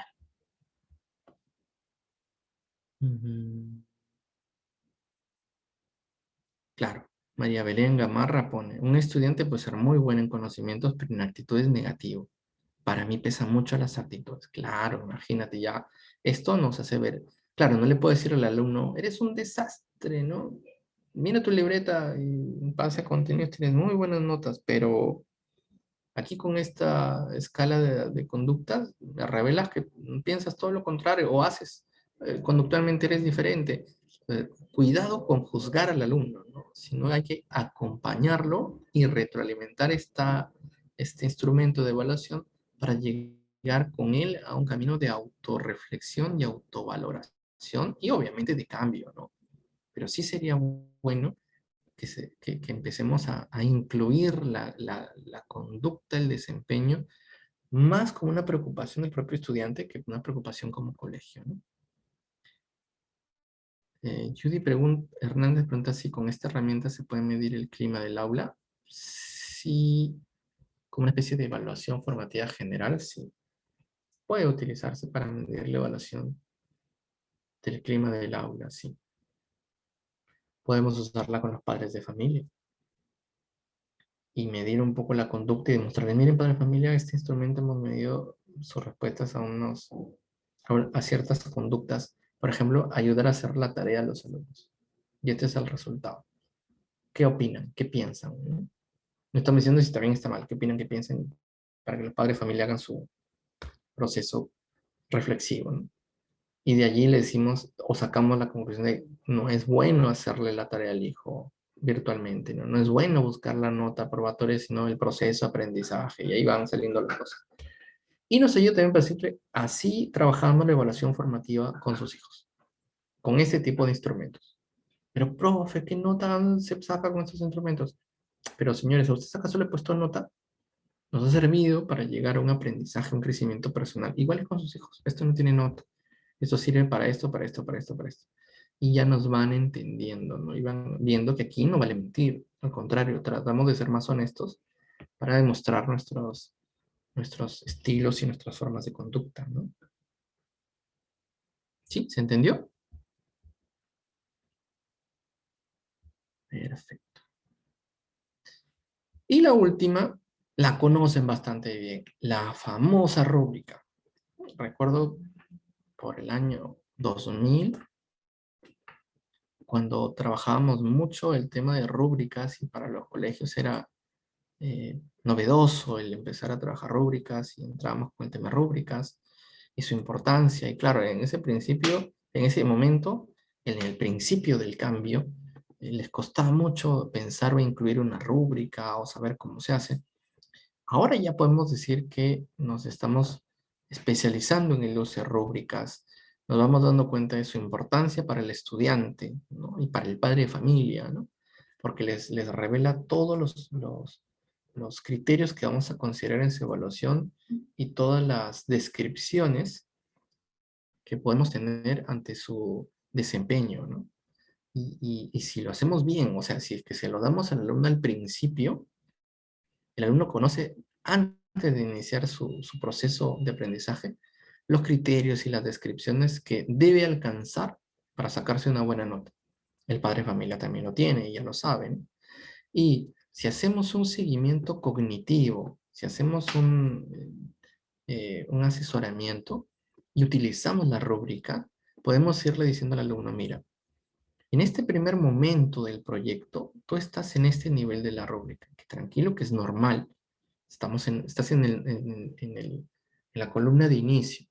Tranquilo, que eso hasta es normal cuando todo el mundo empieza un proceso. Pero ahora que vamos trabajando, no olvides que la segunda columna que dice en proceso implica ya estas acciones.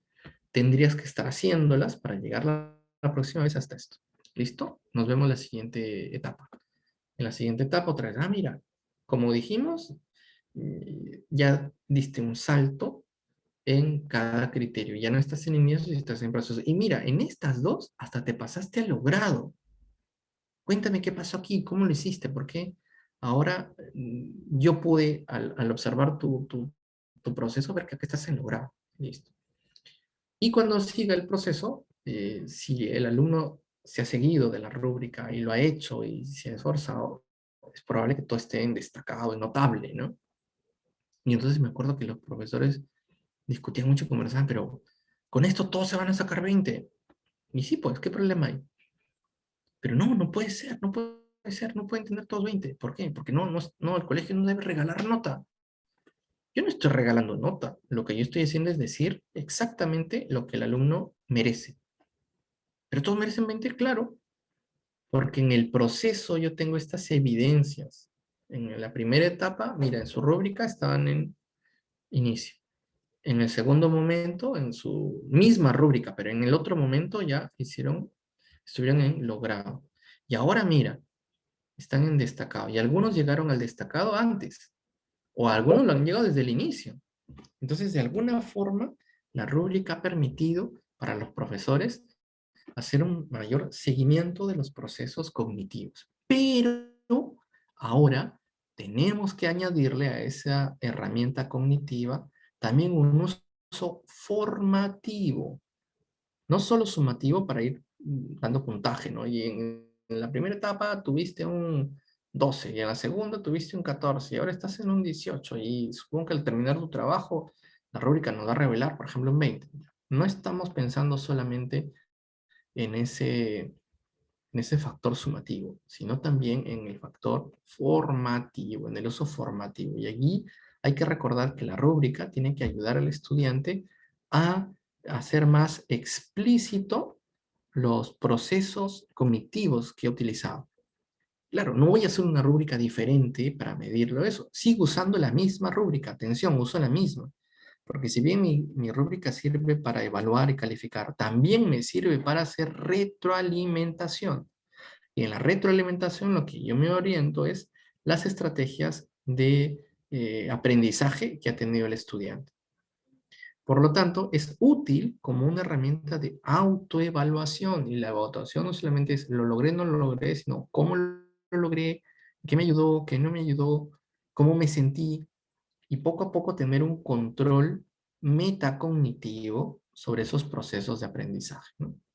Entonces recuerden que hay holísticas, rúbricas que analizan, interpretan, valoran toda una competencia, ¿no? A partir de sus capacidades, y la analítica que se va a concentrar en algunas competencias particulares, ¿no? algunas actividades muy concretas de la clase. Les he puesto la imagen del documento de trabajo del Ministerio de la Planificación, Medición y Evaluación de los Aprendizajes en Educación Secundaria, porque tienen muy buenos ejemplos de rúbricas holísticas y analíticas, como para que ustedes puedan revisar y chequear. Pero claro, no es que vamos a elaborar una rúbrica especial para evaluación formativa, no. Uso la misma rúbrica que mide sus aprendizajes para medir cómo, para conversar con ellos cómo llegaron a esos aprendizajes. Allí le damos esa visión práctica, formativa a la rúbrica, ¿de acuerdo? Y claro, podemos tener, por ejemplo, una rúbrica clásica de resolver problemas en matemática, y vamos a ir diciéndole al alumno, mira, hasta este momento te veo en el número 2, en identificación del problema, en selección de estrategias te veo en 2, y te veo en 1, expresar adecuadamente la solución. Pero tranquilo, que son procesos, supongo que vas a ir creciendo. Pero coméntame por qué estás en 2, ¿no? Si lo normal es que pudiera ser estar en 1, ¿cuáles han sido las estrategias que escogiste? ¿De dónde las sacaste? ¿Cómo las aprendiste antes? ¿En qué lo aplicaste antes? Entonces voy como a profundizar a partir de la rúbrica y el resultado de la rúbrica que he hecho yo como observación del estudiante, ¿no? Les estoy mostrando, por ejemplo, otra rúbrica de matemática, de diagramas y dibujos, estrategias y procedimientos, orden y organización. Entonces, como tú puedes ver, hay como una especie de actitudes que el estudiante va descubriendo que debe tener para tener un nivel excelente, que tiene 4 puntos, por ejemplo, y que en la sumatoria total con un criterio más llegaría a 20. Pero más allá de la nota, lo que estamos haciendo o viendo es cómo el estudiante puede, o cómo los maestros podemos ayudar al estudiante a que reflexione sobre cómo llega o por qué está en ese nivel y qué debe hacer para avanzar al siguiente nivel, ¿no? Eso es lo que finalmente hace la rúbrica, ¿no? Nos permite tener esa evidencia del estudiante en ese proceso, y sobre esa nosotros hacemos el proceso de realizar esta actividad, ¿no? Ah, Judy Hernández pone, hay que sustentar al padre de familia con evidencias y concientizarlo que las evaluaciones son formativas, individuales y no están centradas en los puestos. Correcto. Claro, correcto. O sea, si empezamos a cualificar las evaluaciones, no es que haya puestos, no hay primer puesto, segundo puesto. Los estudiantes finalmente son y revelan lo que tienen que hacer. Una rúbrica holística, por ejemplo, que comparten, porque esa era una de las preocupaciones. Ahora tengo que hacer rúbricas para todo. Tranquilo, no, las rúbricas se pueden compartir. La planificación es un recurso metacognitivo. Tenemos que enseñarle al alumno que planifique, si sean tareas pequeñas, tareas grandes, que planifique. Y pedir que en todas las actividades de aprendizaje el alumno planifique, me da perfectamente para que en la rúbrica incluya el criterio de planificación. La responsabilidad es un valor que el colegio quiere que desarrollemos mucho, y también con los padres de familia. Entonces lo pongo en todas las actividades que hacemos. Entonces, si esto es una rúbrica de matemática y de comunicación y de personal y de religión, también tienen la planificación, también tienen la responsabilidad, también tienen la participación, ¿no? Fíjense que hay más abajo de habilidad social, una presentación del producto, tratamiento de la información más abajo, y al final la interpretación de resultados, que vendría a ser de repente la parte relacionada al área, al contenido del área. ¿Se dan cuenta? Pero es una rúbrica como modelo que tiene 4 criterios para medir la parte formativa o metacognitiva, y 3, perdón, para medir la parte de los contenidos. Y de esa forma, poco a poco, vamos incluyendo en la rúbrica aspectos formativos que solamente los cognitivos. ¿Sí? Les doy, este era el regalo que les quería dar. Bueno, probablemente ya conozcan a Rubistar, que es el enlace en el que pueden crear rúbricas siguiendo las instrucciones, ¿no? Y les ayudan a dosificarlas, crearlas automáticamente, y tiene todo un paquete de rúbricas ya creadas. Corrubrics es una página también que permite transformar las rúbricas en hojas de cálculo de Google. Y ustedes saben que al estar en Excel, en esta hoja de cálculo, se permite rápidamente un proceso más rápido como para tabular y diseñar esto numéricamente, si quieren, ¿no? Y el regalo que también les quería dar era este enlace de un bloque educativo que no se lo pueden perder si eres docente. Son 100 herramientas TIC para que ustedes puedan entretenerse revisándolas y viendo cuál se adapta mejor a sus situaciones y circunstancias y puedan tener esta posibilidad de, en estos tiempos de pandemia, hacer un adecuado uso de las herramientas digitales. Les estoy copiando ahorita el enlace de esa 100, ahí está. Lo que les he pasado es el enlace de las 100 herramientas digitales. Y lo que quiero pasarles ahora es, un momento por favor, un enlace con las eh, diapositivas que hemos visto ahora, que incluye todos los materiales. Y así ustedes la van a tener toda completa. Acá está. Entonces le voy a compartir el enlace. Compartir.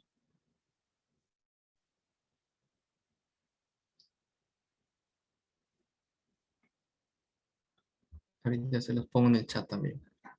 Listo.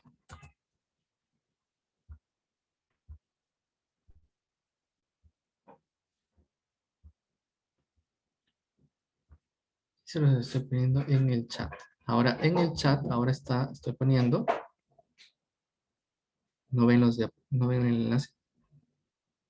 Qué raro, si les puse a todos los panelistas. Ah, ya, ya, ya. Ya, ahorita. Entonces, ahora lo pongo. Estoy escribiendo. En este enlace encontrarán eh, las diapositivas de todo el taller. Ya. Y ahora, en este enlace, encontrará unas 100 tips.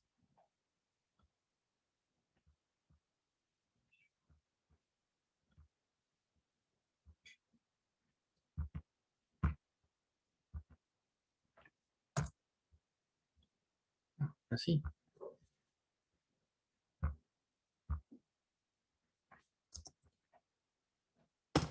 Listo, ahí va. No puedo compartirlo por correo porque no tengo los correos de todos ustedes, Romy y Guamani. Por eso les estoy compartiendo estos enlaces para que ustedes puedan entrar directamente a descargarlos. Así que aprovechen ahorita, entren esos enlaces que les acabo de mandar y descárguenlos. ¿De acuerdo? Para que puedan tener los materiales que les acabo de compartir. De mi parte, solamente me queda agradecerles por estos 4 días que hemos podido tener. Me da mucha pena no poder estar físicamente y presencialmente con ustedes para expresarles todo mi agradecimiento por habernos acompañado. Y solo me resta decirles que les deseo un excelente año académico lleno de, sobre todo, salud, que es lo más importante en nuestros días, éxito profesional y una bonita experiencia de aprendizaje con sus estudiantes. ¿De acuerdo? No se olviden llenar una encuesta que también les están pasando por el enlace. Nos va a ayudar mucho como institución. Y no se olviden mi última recomendación, que de hoy en adelante tenemos que convertirnos más que en expertos en enseñanza, volvernos expertos en aprendizaje. Tenemos que ser para nuestros estudiantes modelos de aprendizaje, que va a ser uno de los aportes fundamentales que les podemos dar a los alumnos, esa posibilidad de tener frente a frente o ser acompañados por alguien que también esté en un proceso de aprendizaje permanente. Y de esa forma poder tener un mayor aporte a los estudiantes en esta época de pandemia. ¿Sí? Atención, Norca o CEDEL, los participantes dicen que hay problemas con la encuesta. que no pueden entrar a la encuesta.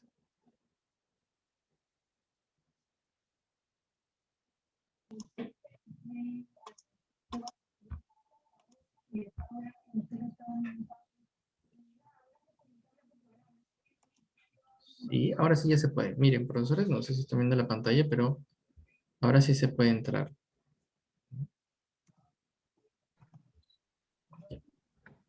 Sí, yo sí pude entrar, profesores, al enlace, así que por favor entren, ¿no? Muchas Sí, gracias, Walter. Muchas gracias, Carmen. Gracias a todos. No se olviden descargar los materiales que les acabo de compartir. El enlace con las 100 TICs para que también puedan ahí irlas conociendo y probando. Gracias a todos. Que tengan un muy buen año académico. Espero volverlos a ver pronto. Cuídense mucho, por favor, para vernos pronto. Cuídense y cuiden a sus familias. Gracias. Buenos días. muchas gracias, Percy, muchas gracias a todos. Buenos días, buen fin de semana para todos también.